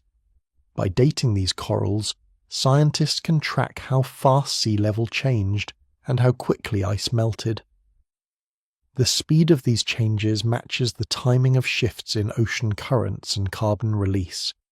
The ocean's story is written in all these places: mud, shells, coral, chemistry, ancient coastlines. Each one gives a piece of the puzzle. When you put them together, you see a giant system, always in motion, always changing. Another clue comes from the Arctic Ocean. During ice ages, the sea ice there was much thicker and lasted all year. That made it even harder for deep water to form and sink. When the ice melted, the conveyor could start again. The timing of these changes matches up with big jumps in CO2 and temperature seen in the ice cores. Let's not forget how the ocean connects the whole planet. Warm currents flow from the tropics to the poles. Cold currents return along the bottom. When the system is working, heat spreads across the globe. When it stalls, some places freeze while others bake. The ocean also acts as a buffer. When the air warms, the ocean soaks up some of that extra heat, slowing the warming on land. But there's a limit. If the ocean gets too warm, it can't absorb as much heat or carbon. Then climate changes can speed up. So, all the evidence points in the same direction. The ocean's circulation, its great currents and deep mixing, controls how much heat and carbon the planet can hold. When those currents slow or stop, the planet cools and the ice grows. When they speed up, the planet warms and the ice melts. And the really wild part? These changes can happen quickly, at least in geological terms. Sometimes the climate flips in just a few decades. Sometimes it lingers in one state for thousands of years. But it's always the ocean, quietly working in the background, that makes these swings possible. You can think of the ocean as Earth's slow heartbeat. Each pulse sends heat and carbon around the world. When the rhythm changes, so does the climate. The ice ages are not just about cold air and frozen land. They're about deep water, hidden currents, and the way the ocean remembers. So, when you look at the history of Earth freezing every 100,000 years, you see the ocean at the center. It's the giant player that sets the stage for everything else. The evidence is there, in the mud, in the shells, in the ice, in the rocks. All of it points to the same story. The ocean moves, and the world changes. And while CO2 is the amplifier, the ocean is the stage and the engine. It stores the heat, it locks up the carbon, it decides when to release both. And when it does, the planet can swing from deep freeze to warm green world and back again. All these pieces, ocean currents, deep water, heat, carbon, plankton, ice, work together. They make the system tick. But here's the mystery. Even with all this evidence, scientists are still trying to figure out exactly why the timing is so regular. Why does the planet flip from ice to warmth every 100,000 years, almost like clockwork? That's the next big puzzle, and it's what we'll look at next. So we've talked about the ocean's role and how it moves heat and carbon around. But even with all that, there's a question hanging in the air. Why is the timing of ice ages so regular? Why does Earth freeze and thaw every 100,000 years, almost like clockwork?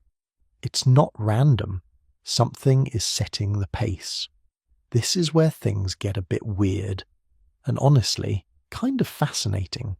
Scientists have been trying to solve this puzzle for decades. They've looked at every clue they can find. Drilled ice cores from Antarctica, pulled mud from the bottom of the sea, counted layers in cave rocks. All these clues show the same thing. The ice ages come and go on a steady beat, about every 100,000 years. But here's the catch. The changes in Earth's orbit, the so-called Milankovitch cycles, don't line up perfectly with this 100,000-year rhythm. Earth's orbit does get more or less stretched out over time. Sometimes it's more like a circle, sometimes more like an oval.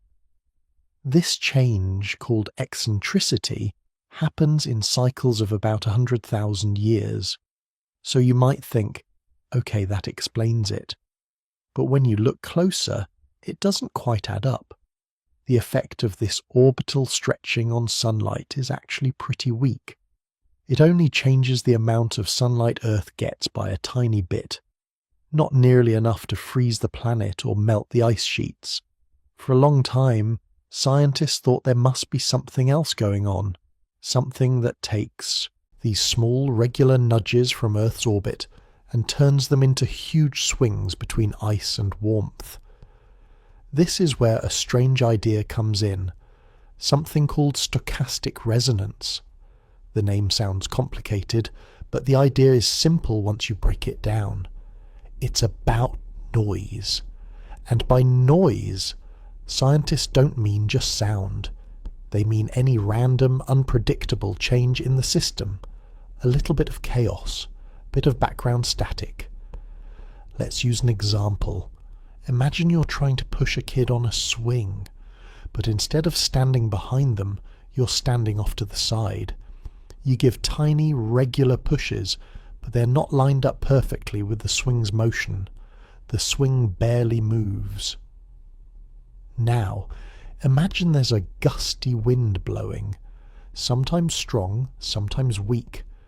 Most of the time, the wind just makes things a bit wobbly, but every once in a while, the wind and your push line up just right. Suddenly, the swing soars much higher.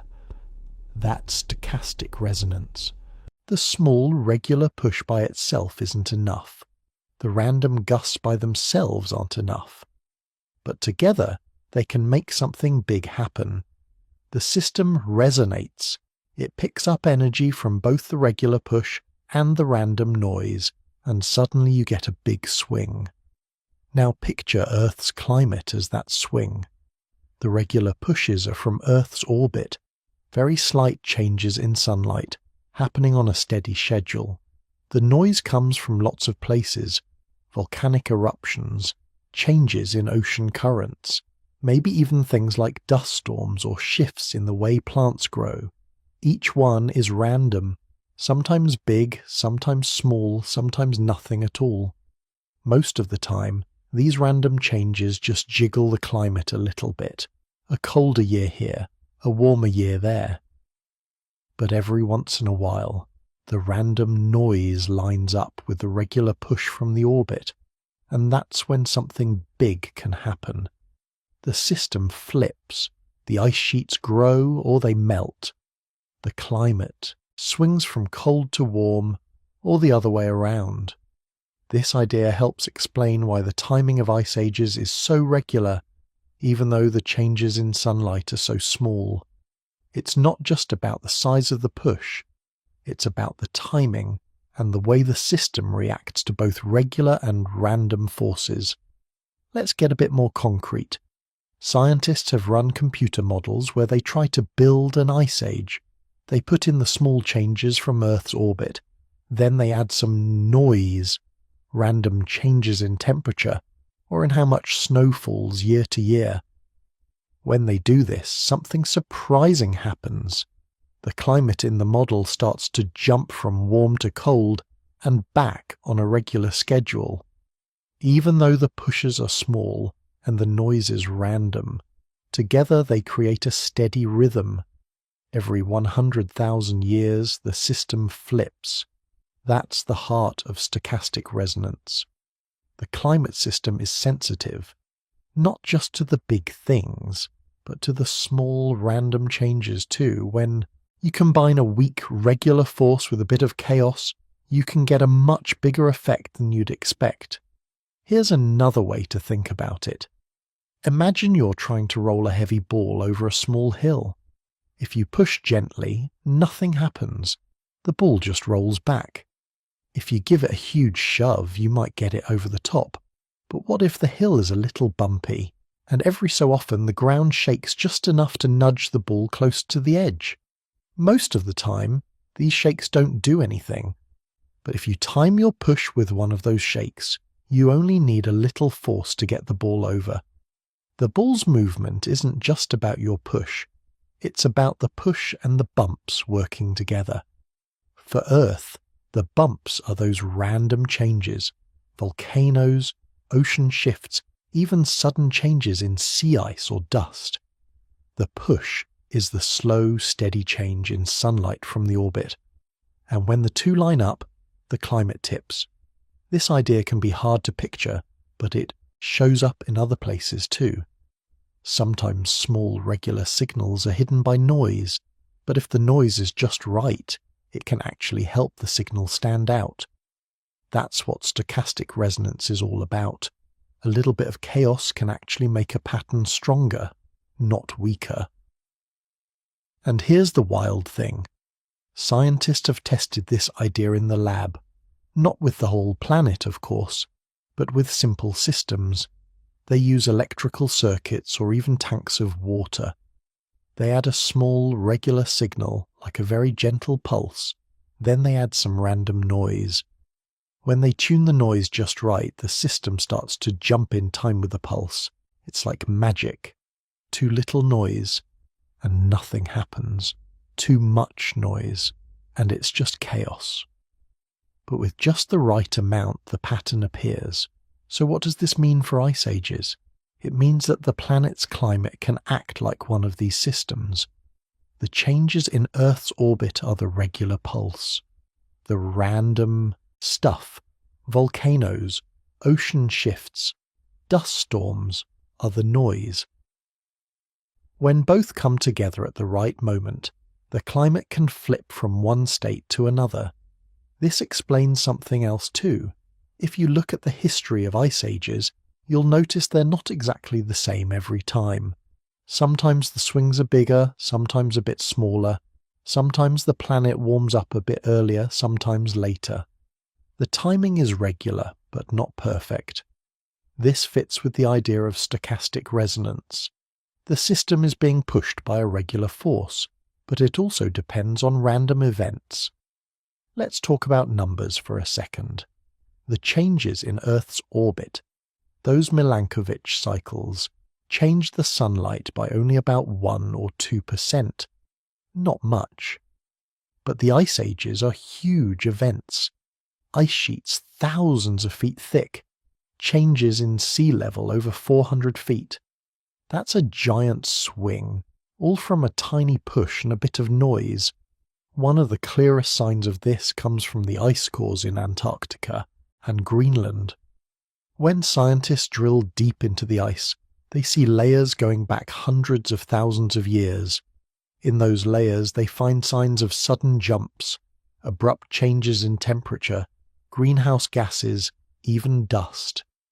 These jumps often line up with the timing of the orbital cycles, but they're not always exactly on schedule. Sometimes a random event seems to help tip the system. A big volcano or a sudden change in the ocean can be enough to push the planet over the edge. Another clue comes from the sea floor. In the mud under the ocean there are layers that show when ice sheets grew and shrank. These layers match up with the ice cores and with the timing of the orbit changes, but again, the record isn't perfect. There are small wobbles, and times when the system seems to skip a beat. That's what you'd expect if stochastic resonance is at work. The system is regular, but not a perfect metronome. And here's a twist. Before about 1 million years ago, Ice Age rhythm was different. The planet flipped from cold to warm about every 41,000 years, not 100,000. That matches a different kind of orbital change, the tilt of Earth's axis, which changes how sunlight hits the poles. But then, about 1 million years ago, the rhythm shifted to this longer 100,000-year beat. Scientists call this the mid-Pleistocene transition. Nobody knows exactly why the system changed gears, but it suggests that the way noise and regular pushes interact can change over time. Maybe the ice sheets got bigger and more stable. Maybe the ocean changed the way it stores heat and carbon. The rules of the game shifted. let's come back to what all this means. The story of ice ages isn't just about one thing. It's not just the orbit or just the ocean or just CO2. It's about how small, steady changes and random, unpredictable events can team up to make something much bigger than either one alone. Think of it like a lock and a key. The orbit is the key, turning slowly and steadily. The noise is like your hand shaking the lock a bit as you turn. Sometimes the key and the shake line up, and the lock opens. The system flips from one state to another. This idea doesn't just help explain ice ages, it's a reminder that nature is full of surprises. Sometimes a little bit of randomness is exactly what you need to bring out a hidden pattern. The world isn't always smooth and predictable. Sometimes chaos helps make order. There's something comforting about this, in a strange way. The Earth isn't just a giant clock ticking off the years. It's a living, breathing system. It responds to small nudges and big shocks. Sometimes it does the unexpected. But even in the middle of all that chaos, there's a rhythm, a pattern you can see if you look from far enough away. So, when you hear that ice ages come and go every 100,000 years, remember this. It's not just the math of orbits. It's not just the slow build-up of ice, or the sudden release of carbon. It's the dance between order and chaos, the push and the random noise. Together they make the climate swing. And this idea, stochastic resonance, is one of the best theories we have for why the timing of ice ages is so regular. It's not a perfect answer. There are still mysteries. We don't know exactly what all the sources of noise are. We're still learning how the ocean, the atmosphere, and the ice all work together. But it's a good start. It shows that even the biggest swings in Earth's history can come from small beginnings. A tiny push here, a random nudge there, and the whole world can change. Sometimes that's all it takes. And here's the big picture.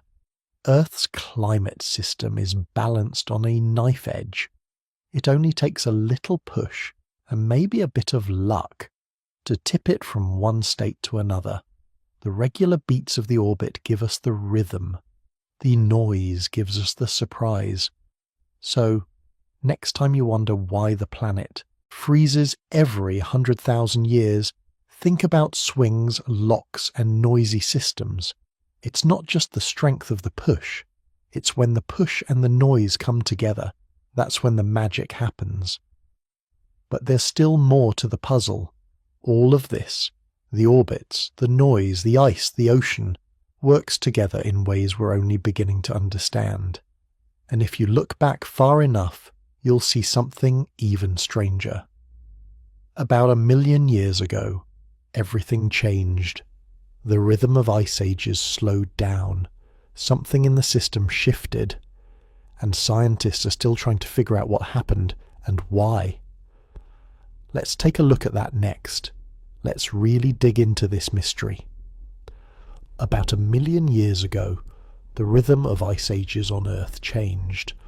Before that, the planet slipped in and out of deep freezes every 41,000 years. Then, all of a sudden, the pace slowed down. Now it was every 100,000 years. That's a huge jump. It's like a clock suddenly ticking at half speed for no obvious reason. This big shift has a name, the mid-Pleistocene transition. Scientists call it the MPT for short. It happened somewhere between 1.2 million and 700,000 years ago. The exact date is still fuzzy, but the evidence is clear that it happened. We know about this change because of clues buried deep in the earth. If you look at mud from the bottom of the ocean, you'll see layers stacked on layers, like pages in a really old book. Each layer tells a story about what the world was like when that mud settled. By studying tiny shells and chemicals in these layers, scientists can figure out how much ice was on land, how warm or cold the ocean was, and even what the air was like. What they found is pretty wild. For more than 1,000,000 years, the main pattern was a 41,000-year cycle. Ice sheets grew and shrank following changes in how much Earth tilts on its axis. The tilt changes slowly, which shifts how much sunlight hits the poles. That's what set the pace. But then something happened. The cycles got longer. The ice ages started coming every 100,000 years instead. The swings between warm and cold became bigger. Ice sheets grew taller and stretched farther south. The changes in climate became more dramatic. Why did this happen? That's the big question. The tilt of the Earth didn't slow down. The orbit didn't change its basic rhythm. Something else must have shifted. But what? Let's start by looking at the evidence itself. The mud, the ice, the dust, and the fossils. Each one gives us a different viewpoint, like looking at an old crime scene from several angles. First, the seafloor mud. When scientists drill into the ocean floor, they pull up long tubes of sediment. Each inch can hold thousands of years of history. In these tubes they find tiny fossils called foraminifera. People just call them forams. These are tiny sea creatures with shells. When they were alive, their shells soaked up oxygen from the water. Some kinds of oxygen are heavier than others. The ratio between the heavy and light types changes with temperature and with how much water is locked up in ice sheets. So by measuring these ratios in the shells, scientists can make a timeline of when ice sheets grew and melted. It's like reading an ancient thermometer that never broke. When they plot these ratios over time, a clear pattern jumps out. Before 1,000,000 years ago, the bigger swings line up with the 41,000-year tilt cycle. After that, the swings get bigger and the timing shifts to every 100,000 years. The evidence is strong. It's not just one spot in the ocean either. They see this pattern in mud from every ocean basin. Atlantic, Pacific, Indian, Southern. The whole planet changed gears. Next comes the evidence from ice cores. These are long cylinders of ice drilled from deep in places like Antarctica and Greenland. Each layer in the ice is a little bit of ancient snow pressed down over thousands of years, air bubbles trapped in the ice-hold samples of old atmospheres.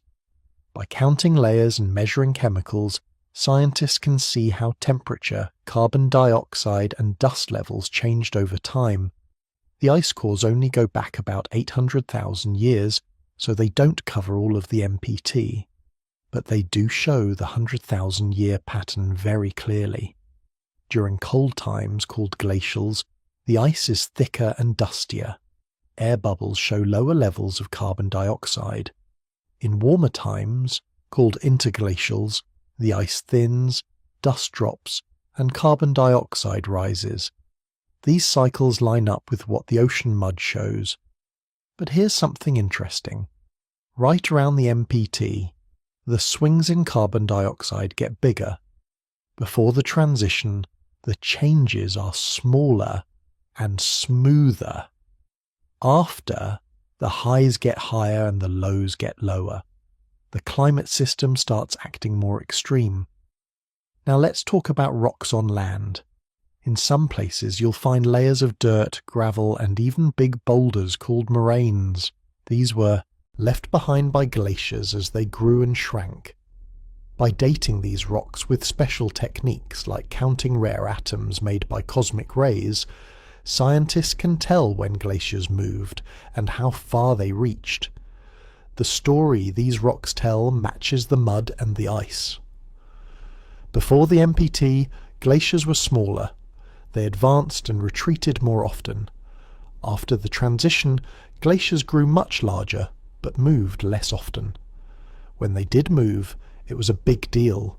Huge walls of ice grinding across the land, carving valleys, shifting rivers. Fossils add another clue. In caves and old riverbeds, bones and plant remains show what kinds of animals and plants lived during different times. Around the MPT there's a shift.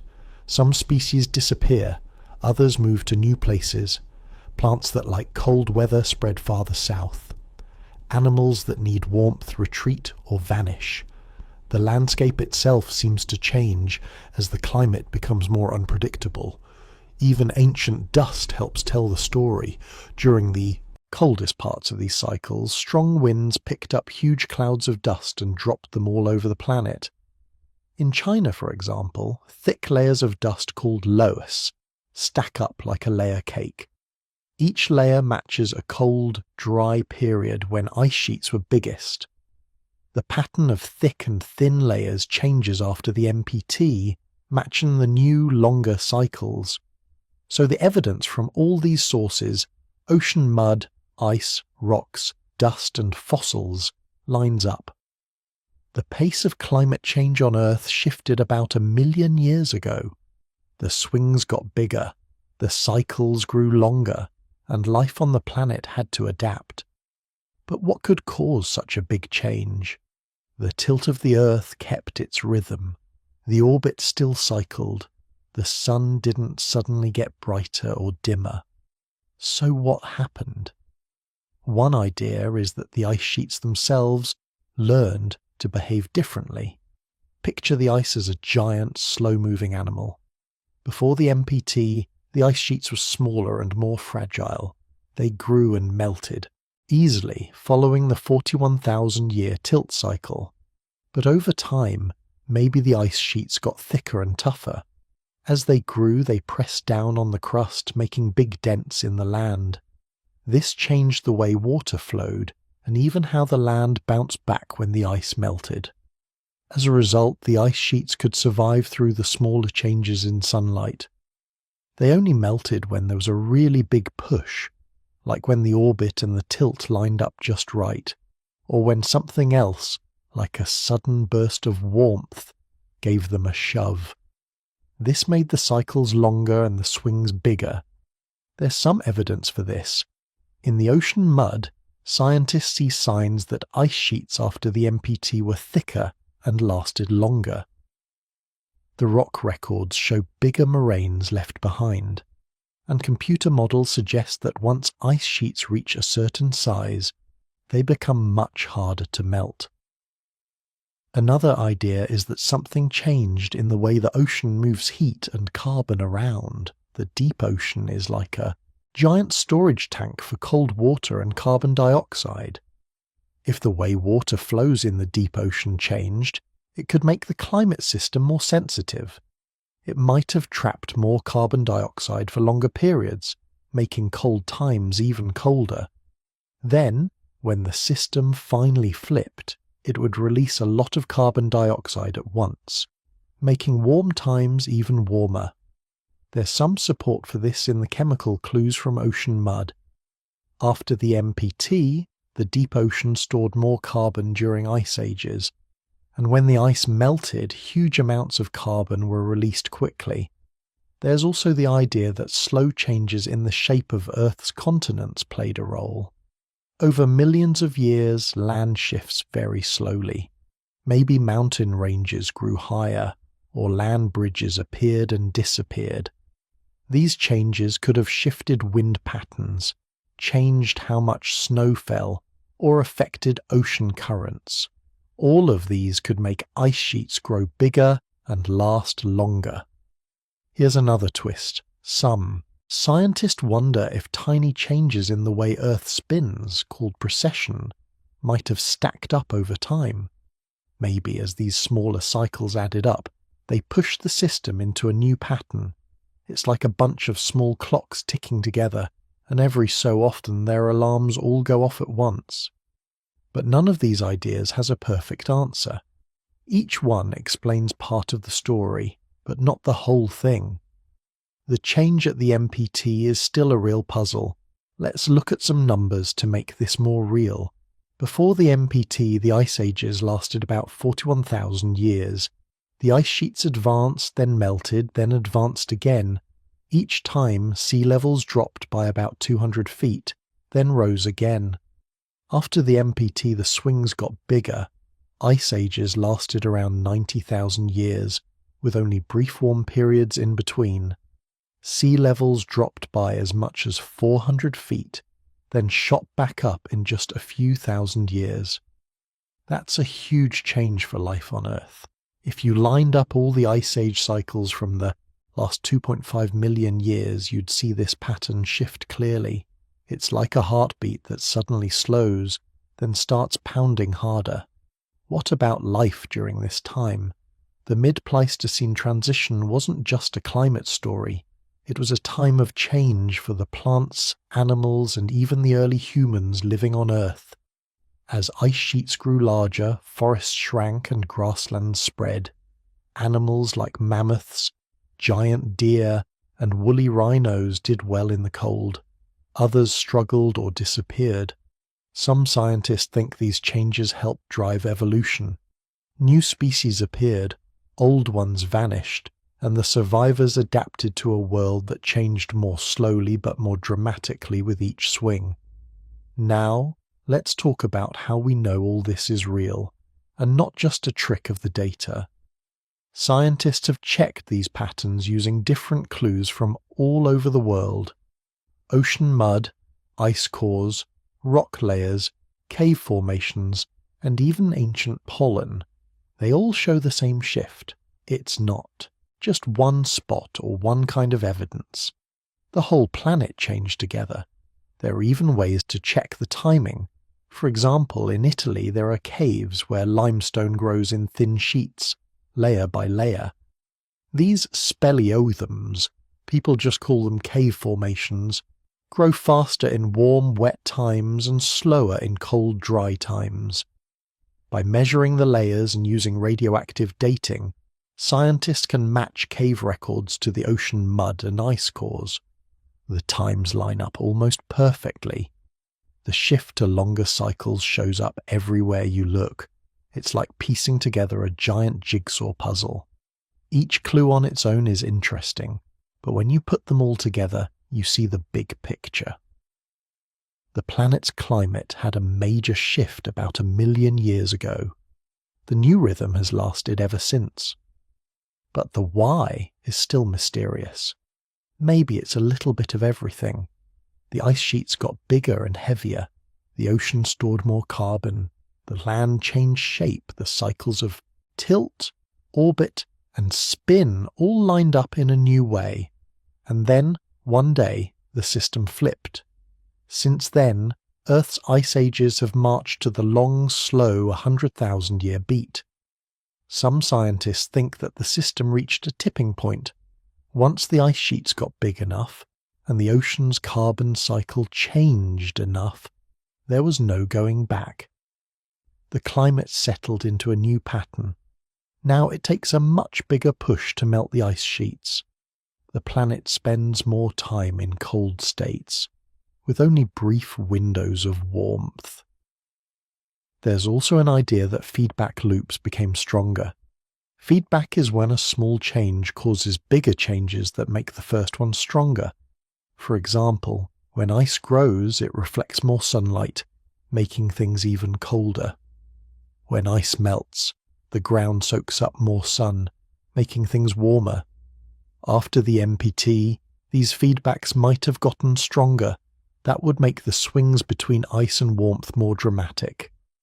And here's something to think about. The MPT shows how a small change, like thicker ice sheets or a shift in ocean currents, can set off a much bigger change in the whole system. The climate isn't just a simple machine. It's full of tipping points, feedbacks, and surprises. Even after decades of research, the mid-Pleistocene transition is still one of the biggest puzzles in climate science. The evidence is clear that something changed. The exact reason is still up for debate, but the story is far from over. New discoveries keep coming. Every year, scientists drill new cores, find new fossils, and invent better ways to measure old clues. Each new piece brings us a little closer to understanding what happened. And here's a fun twist. Our own story, humans, starts to pick up right around this time. Early humans were already on the scene before the MPT. But as the climate shifted, so did they.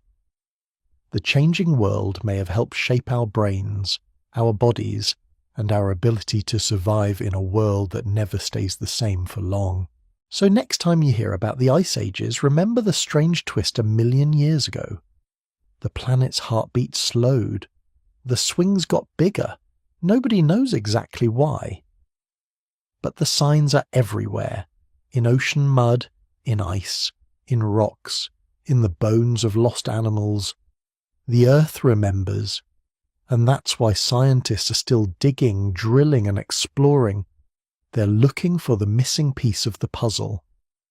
Because the story of the mid-Pleistocene transition isn't just about the past. It has something to tell us about how small changes can lead to big shifts, even today. So what does all this mean for our future? Let's zoom in on the time we're living in right now. The current interglacial. This is the warm stretch between ice ages. Scientists call it the Holocene. It started about 11,700 years ago. That might sound like a long time, but on the scale of Earth's history, it's just a blink. Think about this.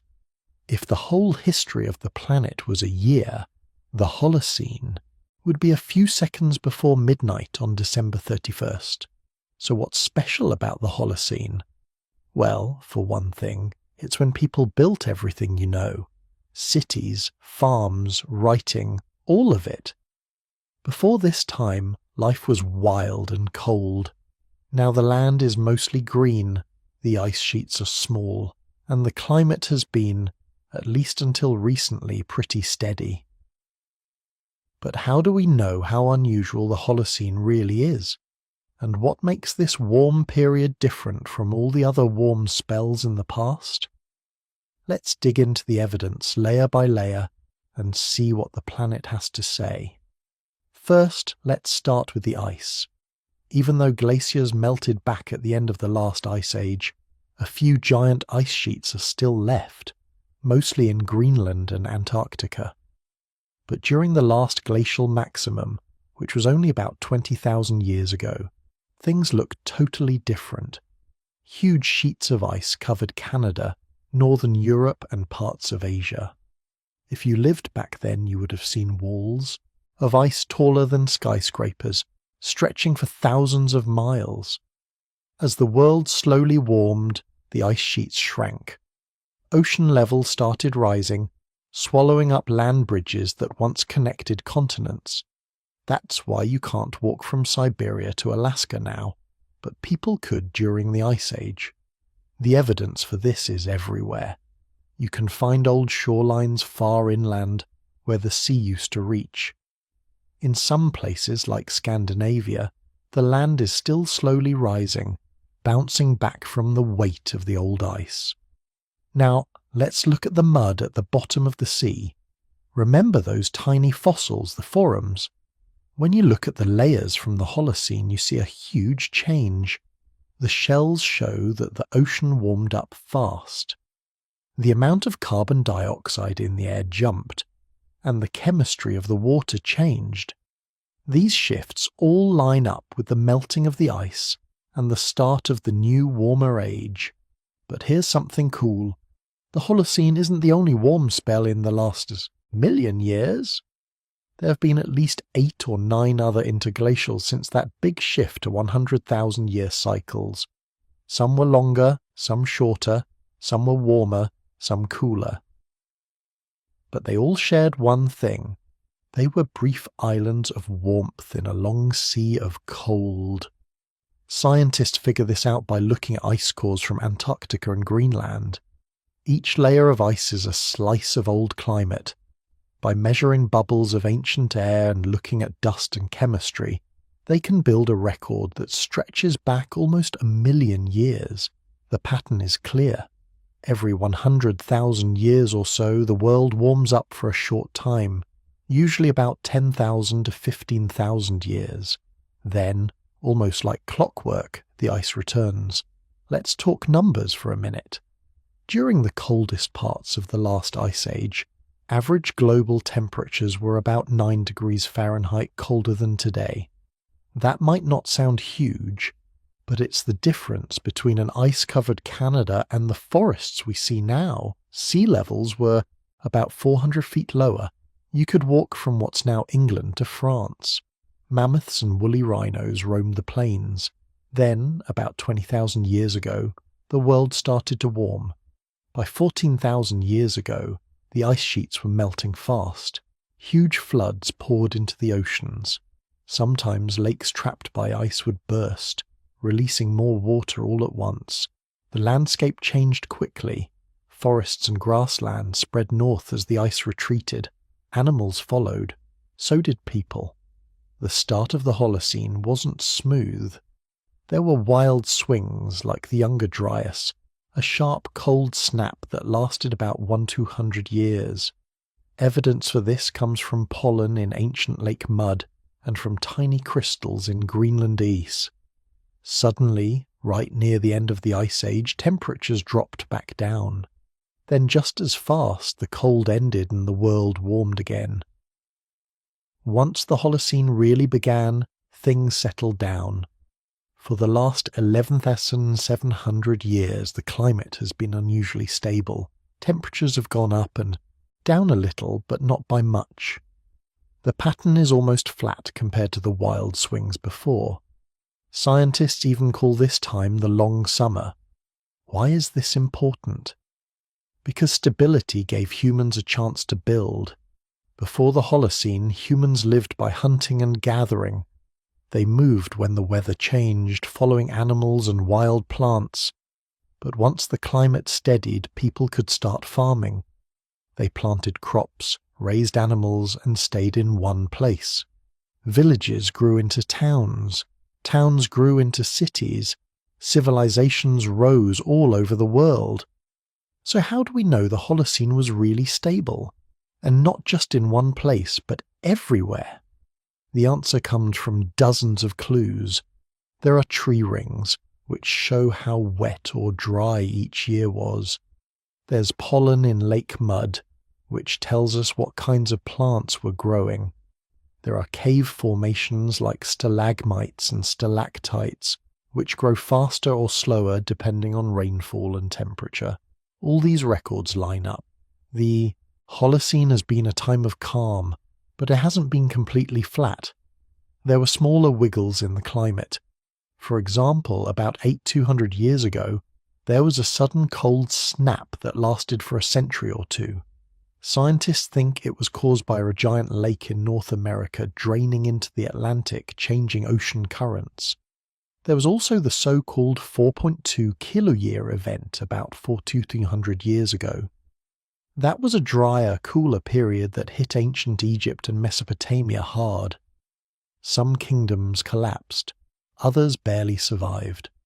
Then there was the medieval warm period, about 1,000 years ago, when parts of Europe got warmer. Vikings sailed to Greenland and even North America. Later came the Little Ice Age, from around 1300 to 1850. Winters in Europe were colder, rivers froze, and crops sometimes failed. But even these changes were small compared to the giant swings of the Ice Age.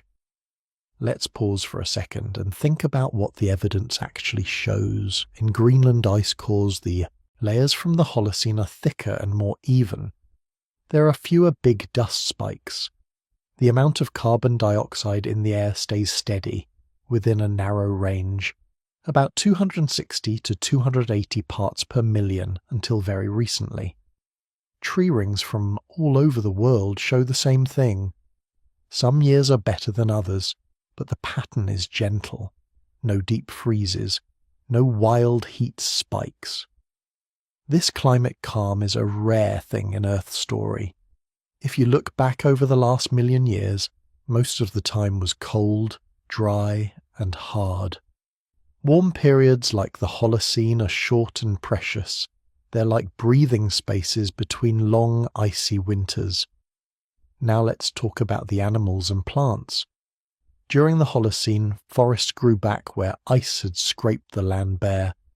Animals like deer, wolves, and bison spread into new areas.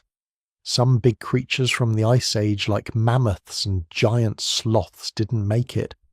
They vanished as the climate warmed and people spread out. But many species found new homes. There's also a story in the mud at the bottom of lakes and oceans. Layers from the Holocene are full of pollen from trees and grasses. You can see forests marching north over thousands of years.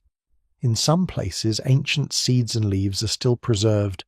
They show how fast the world changed as the ice retreated. In Europe, the forest came back first in the south, then spread north as it warmed. In North America, the same thing happened. Birch and pine gave way to oak and maple. Animals followed the trees. People did too. The story repeats in Asia, Africa, and South America. The evidence is everywhere, in cave paintings, in ancient campsites, in piles of shells left by people eating by the sea. Life changed with the land. But the Holocene isn't just a story of nature, it's the stage for human history. The first farms appeared in the Middle East about 10,000 years ago. Wheat, barley, and lentils were planted. Sheep and goats were tamed. Soon rice farming began in China. Corn, beans, and squash were raised in the Americas. All this happened during the Holocene. Without a stable climate, it probably wouldn't have been possible. Let's look at some numbers again. The world's population before farming was small, maybe a few million people, scattered in tiny bands. By the time the first cities rose around 5,000 years ago, there were tens of millions. Today, there are over 8 billion. That's a huge change, and it all happened in this warm window. What about the world's ice? Greenland still holds a big ice sheet, but it's much smaller than during the Ice Age. Antarctica is even bigger, but it's far from most people. The last bits of ice in North America and Europe melted away about 8,000 to 6,000 years ago. The evidence shows this clearly. Old shorelines, buried soils, and ancient pollen tell the story. Sea levels rose fast as the ice melted. In some places, the ocean swallowed up land that people once lived on. There are even underwater ruins off the coasts of India and the Mediterranean. People had to move as the seas came in. Let's not forget about climate surprises. Even in the Holocene, there were droughts and floods. Droughts hit North Africa about 5,000 years ago, turning green grasslands into the Sahara Desert. Evidence for this comes from ancient lake beds, buried sand dunes, and even cave art showing animals that don't live there now. Other places got wetter for a while. The monsoon shifted in Asia, flooding some regions and drying out others. These changes show up in river mud, lake layers, and even in the rise and fall of ancient kingdoms. But again, none of these shifts match the wild swings of the Ice Age. Now, what about carbon dioxide and greenhouse gases? For most of the Holocene, carbon dioxide stayed in a narrow band like we said before.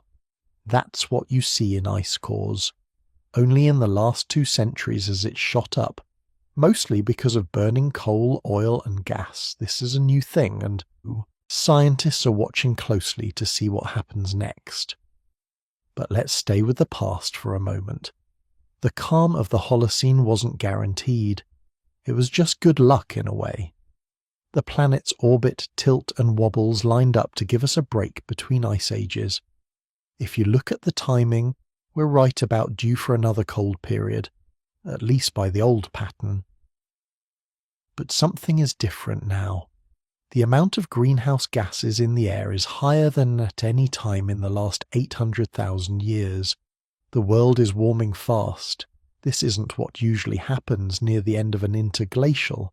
Scientists are still trying to figure out exactly what this will mean.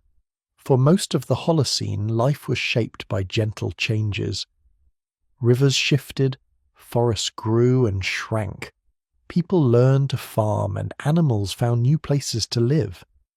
The evidence for all this comes from rocks, mud, ice, pollen, tree rings, and even from human bones and old tools, you can see the traces of ancient farming in the soil. There are old fields in England, rice paddies in China, terraces in Peru. All these are marks of people using the calm weather to build something lasting. So what's the takeaway from all this? The Holocene is rare. It's a gift from the planet's strange heartbeat, a pause between long, freezing winters. It's been steady, but not perfectly calm. There have been bumps and chills, but compared to the wild rides before, it's been paradise. All the evidence lined up. Ice cores, mud, pollen, tree rings, lake layers, ancient shorelines. They all tell the same story. A long, warm window, just right for humans to settle down and build. Will it last? That's the big question. If the pattern of the last million years holds, another ice age should be coming someday. But with the new spike in greenhouse gases, the future is wide open. The story of the Holocene is really the story of us. We're here because the world got lucky. The evidence is everywhere, if you know where to look. In the quiet layers of mud, in frozen air bubbles, in the rings of old trees, in the seeds of ancient farms. It's strange to realize how much depends on a planet's rhythm. One long summer, and here we are. Cities, science, art, all of it. The calm between the storms. So when you look at a map or watch the seasons change, remember this isn't normal for Earth. It's special, and it won't last forever. What can we learn from this 100,000-year heartbeat? That's the next mystery. Let's step back and look at the really big picture for a minute. Not just a few thousand years or even a few ice ages. Let's talk about deep time, the kind of span that makes your head spin. This is the world as it looks when you zoom out, way out, far beyond human history, beyond even the first people.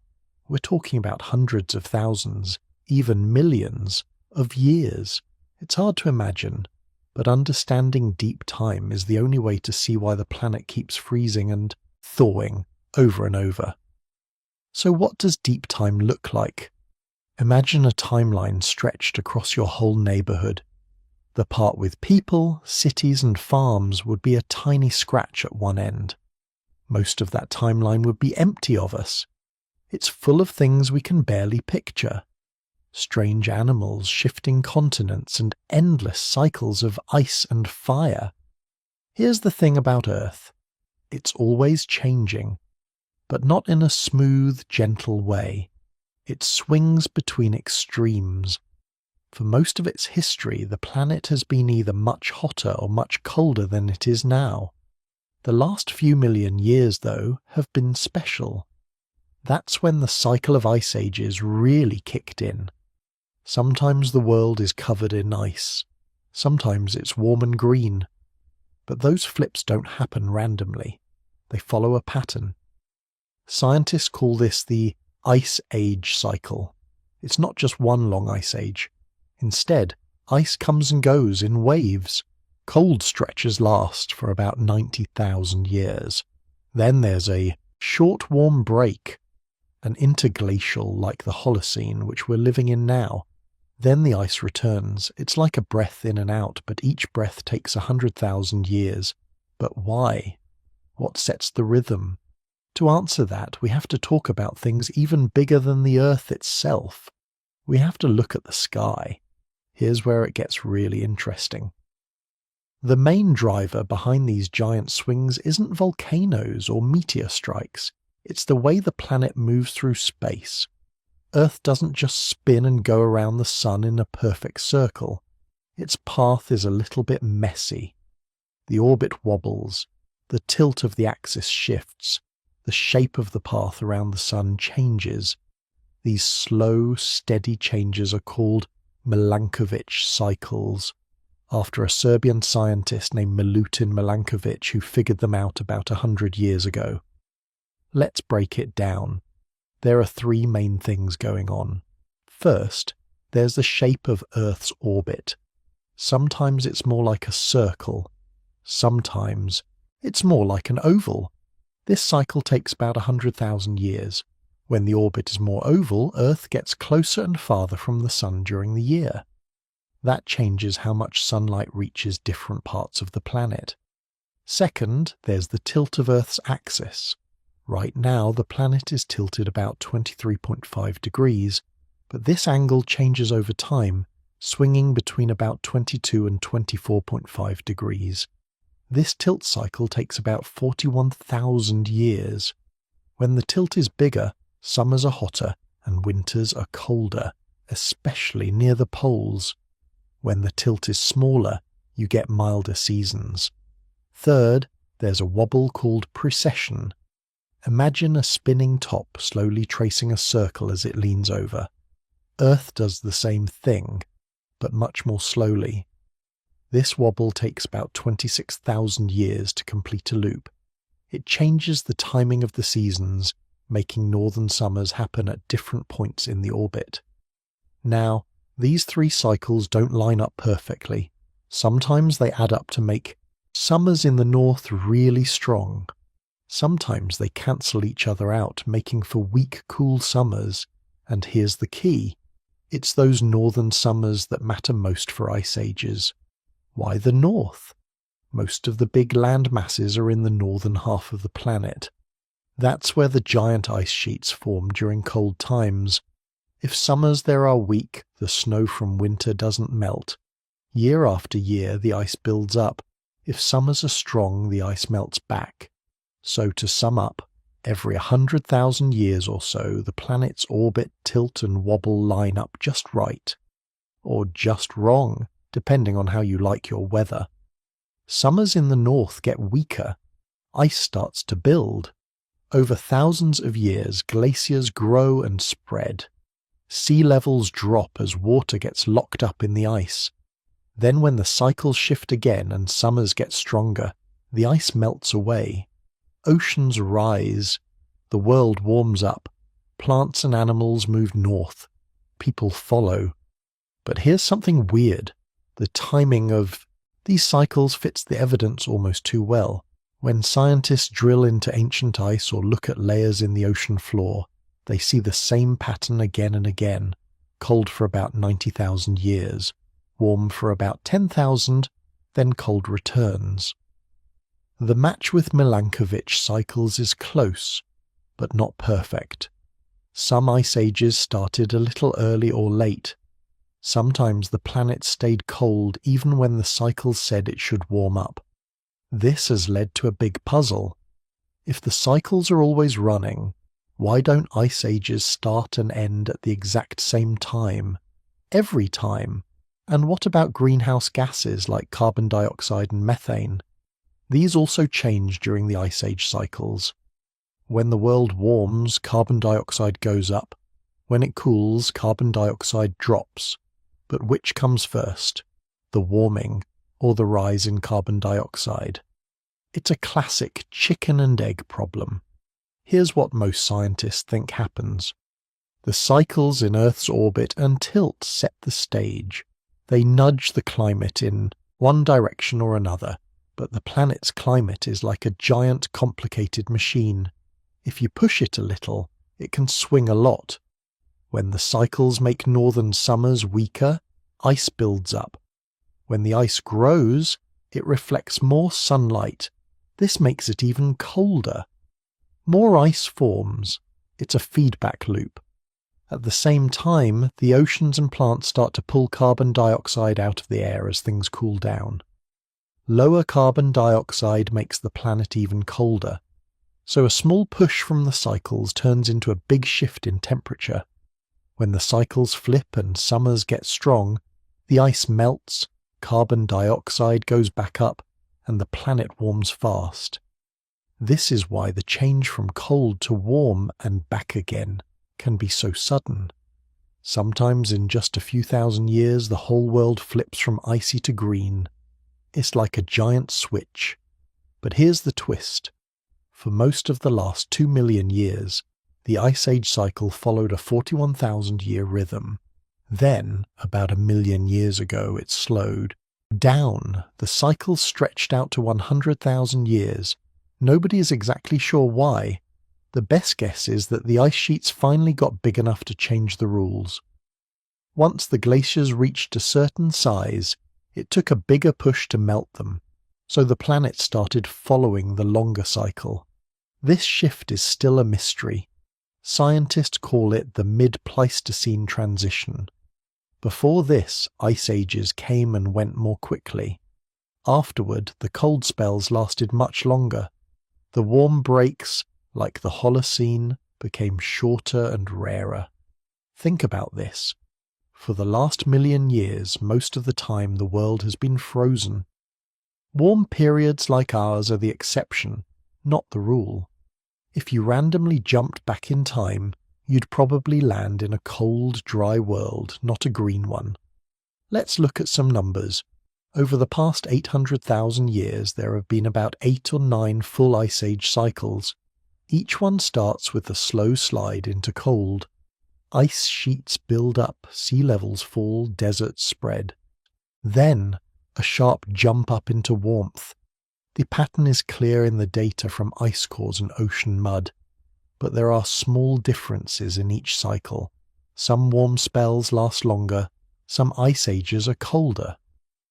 Why do these cycles matter for life on Earth?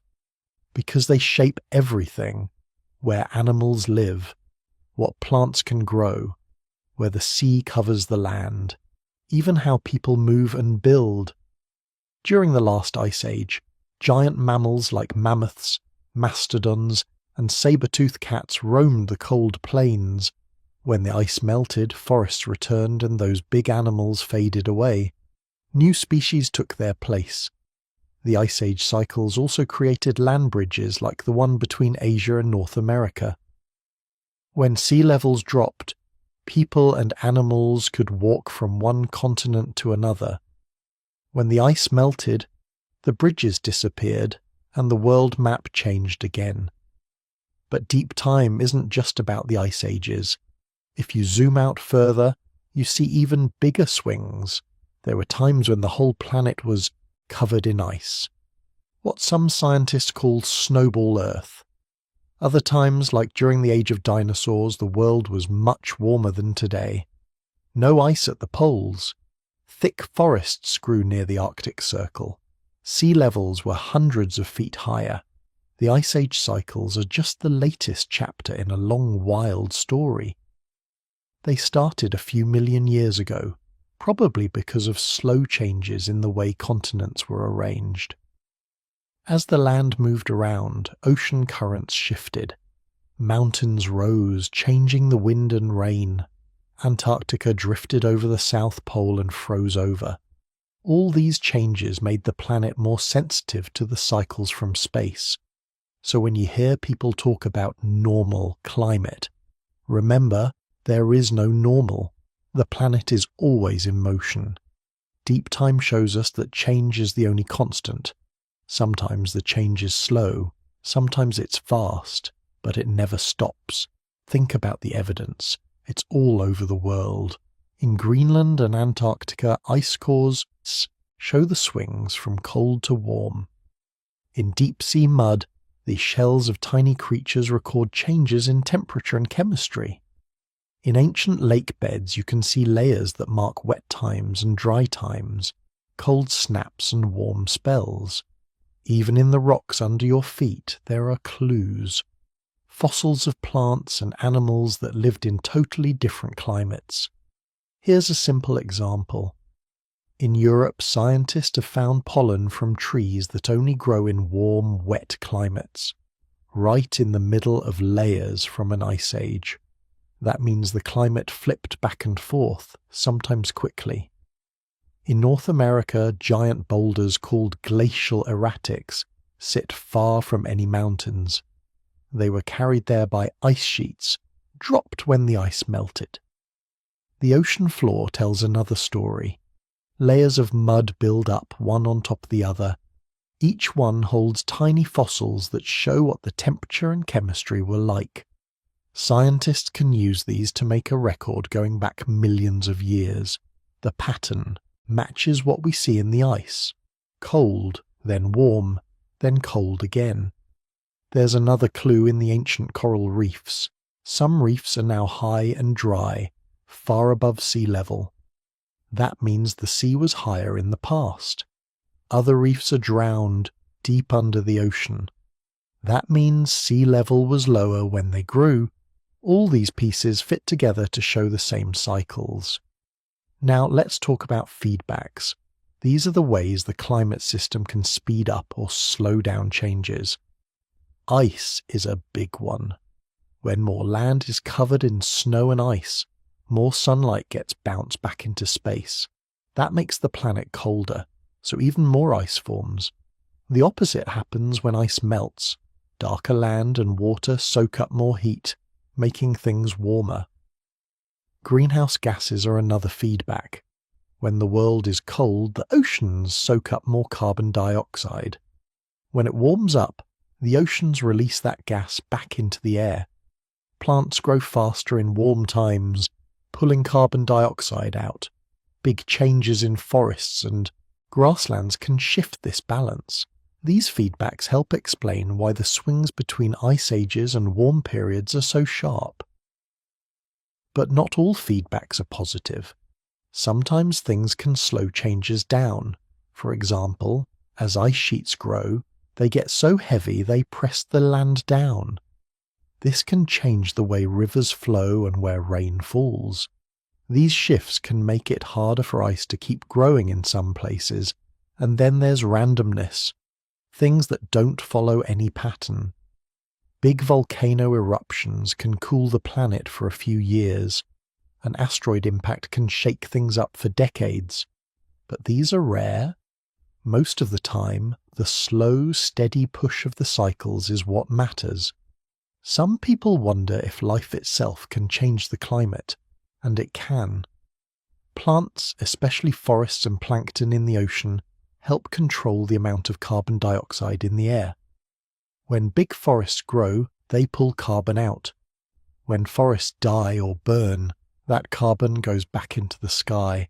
Over millions of years, this helps set the planet's thermostat. So what does all this mean for us? It means the present moment is a lucky break. For most of deep time, things weren't so easy. Earth was either much too cold or much too hot for people to thrive. Our whole stretch of history, from cave paintings to space travel, fits inside just one warm blip in a long, icy story. And here's another thing. The cycles don't care about us.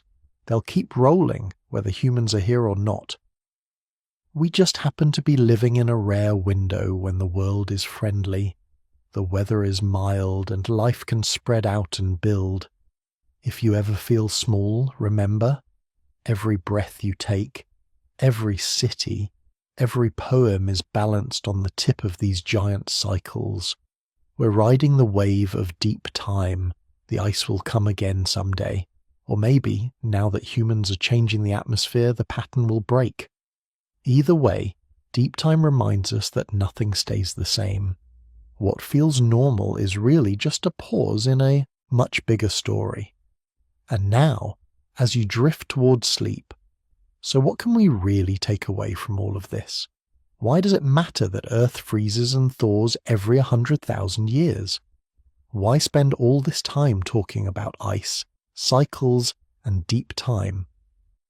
Let's start with something simple. These cycles aren't just background noise. They've shaped every part of the world we know. If you look at a map, the mountains, rivers, and lakes, so many of them are leftovers from the last ice age. The big flat plains in North America and Europe, smoothed out by glaciers, the Great Lakes, carved by ice and then filled with meltwater. Even the soil in your backyard, if you live in the north, was scraped up and left behind by a moving wall of ice. It goes further. The places where people live today, the routes we take, even the foods we grow, they all trace back to these ancient rhythms. Crops like wheat and barley got their start after the last ice melted. The forests and grasslands you see are the result of thousands of years of slow warming. Even the animals that survived, from deer to rabbits to songbirds, are the ones that could handle these wild swings. But here's where it gets interesting. If you zoom out, you start to see how fragile this moment is. Human civilization, cities, writing, farming, the whole thing, is a brand new experiment. Modern people have only been around for about 300,000 years. But for most of that time, life was tough. The world was cold, dry, and dangerous. People moved with the seasons, following herds and searching for places to survive. Sometimes, whole groups disappeared when the ice pushed too far. We got lucky. The last 10,000 years have been unusually warm and stable. That's when people learned to farm. They built villages, then towns, then cities. Rivers stayed in their banks. The weather was predictable enough for crops to grow. This short window, just a blip on the timeline, gave us a chance to build everything we know, but the ice is never far away. There are clues everywhere. In Europe you can find rocks called erratics that were carried hundreds of miles by glaciers. In Africa, old riverbeds show where water once flowed during wetter times. In South America, fossils of giant sloths are found in places that are now dry grassland. All these signs point to a world that's always shifting. Let's talk about people for a minute. Imagine being alive 20,000 years ago, near the end of the last ice age. The world would feel harsh and empty. Huge ice sheets would block the north. Mammoths and woolly rhinos would roam the cold plains. People would live in small groups huddled around fires, always on the move. Food would be scarce. Winters could last for years. But these people were tough. They made tools from stone and bone. They learned to sew warm clothes from animal skins. They painted pictures deep inside caves, maybe as a way to make sense of the world, or just to leave a mark. When the ice finally melted, some groups moved north following animals and fresh land. Others stayed in the south, learning new ways to live as the climate changed. Now look at us. Most people don't worry about the next ice age. We have houses, heaters, and supermarkets. But the cycles are still running in the background. The same changes in Earth's orbit and tilt are still happening, slow as ever. If nothing else changed, another ice age would start in tens of thousands of years. But things are different now. Over the last 200 years, humans have started to change the atmosphere. We burn coal, oil, and gas. We cut down forests and build cities. All this adds carbon dioxide to the air, a gas that helps trap heat from the sun. This is new. It's something the planet hasn't seen before, at least not this fast. Scientists are now asking a big question. Will the next ice age ever come? Or have we changed the rules? Some studies show that the extra carbon dioxide we've added could push the next ice age far into the future. Maybe tens of thousands, maybe even hundreds of thousands of years. Nobody can say for sure. Think about that for a second. For millions of years the world has flipped between cold and warm. But now, because of us, that pattern might be broken. We've become part of the story, not just as passengers but as drivers. This brings up another point. Earth's climate isn't just about numbers and cycles, it's about life. Every time the world shifts, animals and plants have to move, adapt, or die out. When the ice comes, forests shrink and grasslands spread. When it melts, trees grow back and new animals appear. These changes can be slow or fast, but they always leave a mark. Sometimes whole groups vanish. The big animals from the Ice Age, mammoths, saber-toothed cats, giant ground sloths, are all gone now. Some disappeared when the world warmed up. Others may have run into trouble when people arrived, hunting them or taking over their land. Every cycle leaves winners and losers. People are good at adapting. We learned to fish, farm and build. We crossed land bridges and sailed the seas. But even for us, big changes are hard. When climates shift quickly, there's less time to adjust. Crops might fail, rivers could dry up or flood. New diseases can spread as animals and insects move to new places. It's a reminder that we don't control everything. The planet is huge and complicated. Even small pushes like a shift in sunlight or a change in carbon dioxide can tip the balance. Sometimes all it takes is a little nudge to set off a big chain reaction. Here's something humbling. Fossils show that life has survived much worse. There were times when almost everything died out, like the mass extinctions that wiped out the dinosaurs, or the snowball Earth events when ice may have covered nearly the whole planet. Somehow, life bounced back. New forms appeared. The world kept spinning. But every time the survivors had to start over. The rules changed. What worked before didn't always work again. It's a pattern that repeats, but never in exactly the same way. So where does that leave us? We live in a world shaped by chance, cycles, and choices. We're here because of a long chain of events. Some we understand, some still a mystery. The ground beneath our feet, the air we breathe, even the weather outside, all shaped by forces we can't see. Some people find this scary, others find it comforting. There's a kind of peace in knowing that change is normal, that nothing lasts forever. The world is always moving. The ice will come and go. Warm times will return. Life will find a way, even if it looks different each time. Here's another way to think about it. History isn't just about people, kings, or wars. It's also about the land, the sky, and the deep rhythms of nature. If you go far enough back, you see that people are just one part of a much bigger story. The story of a planet that spins, tilts, and dances through space, always changing, always surprising.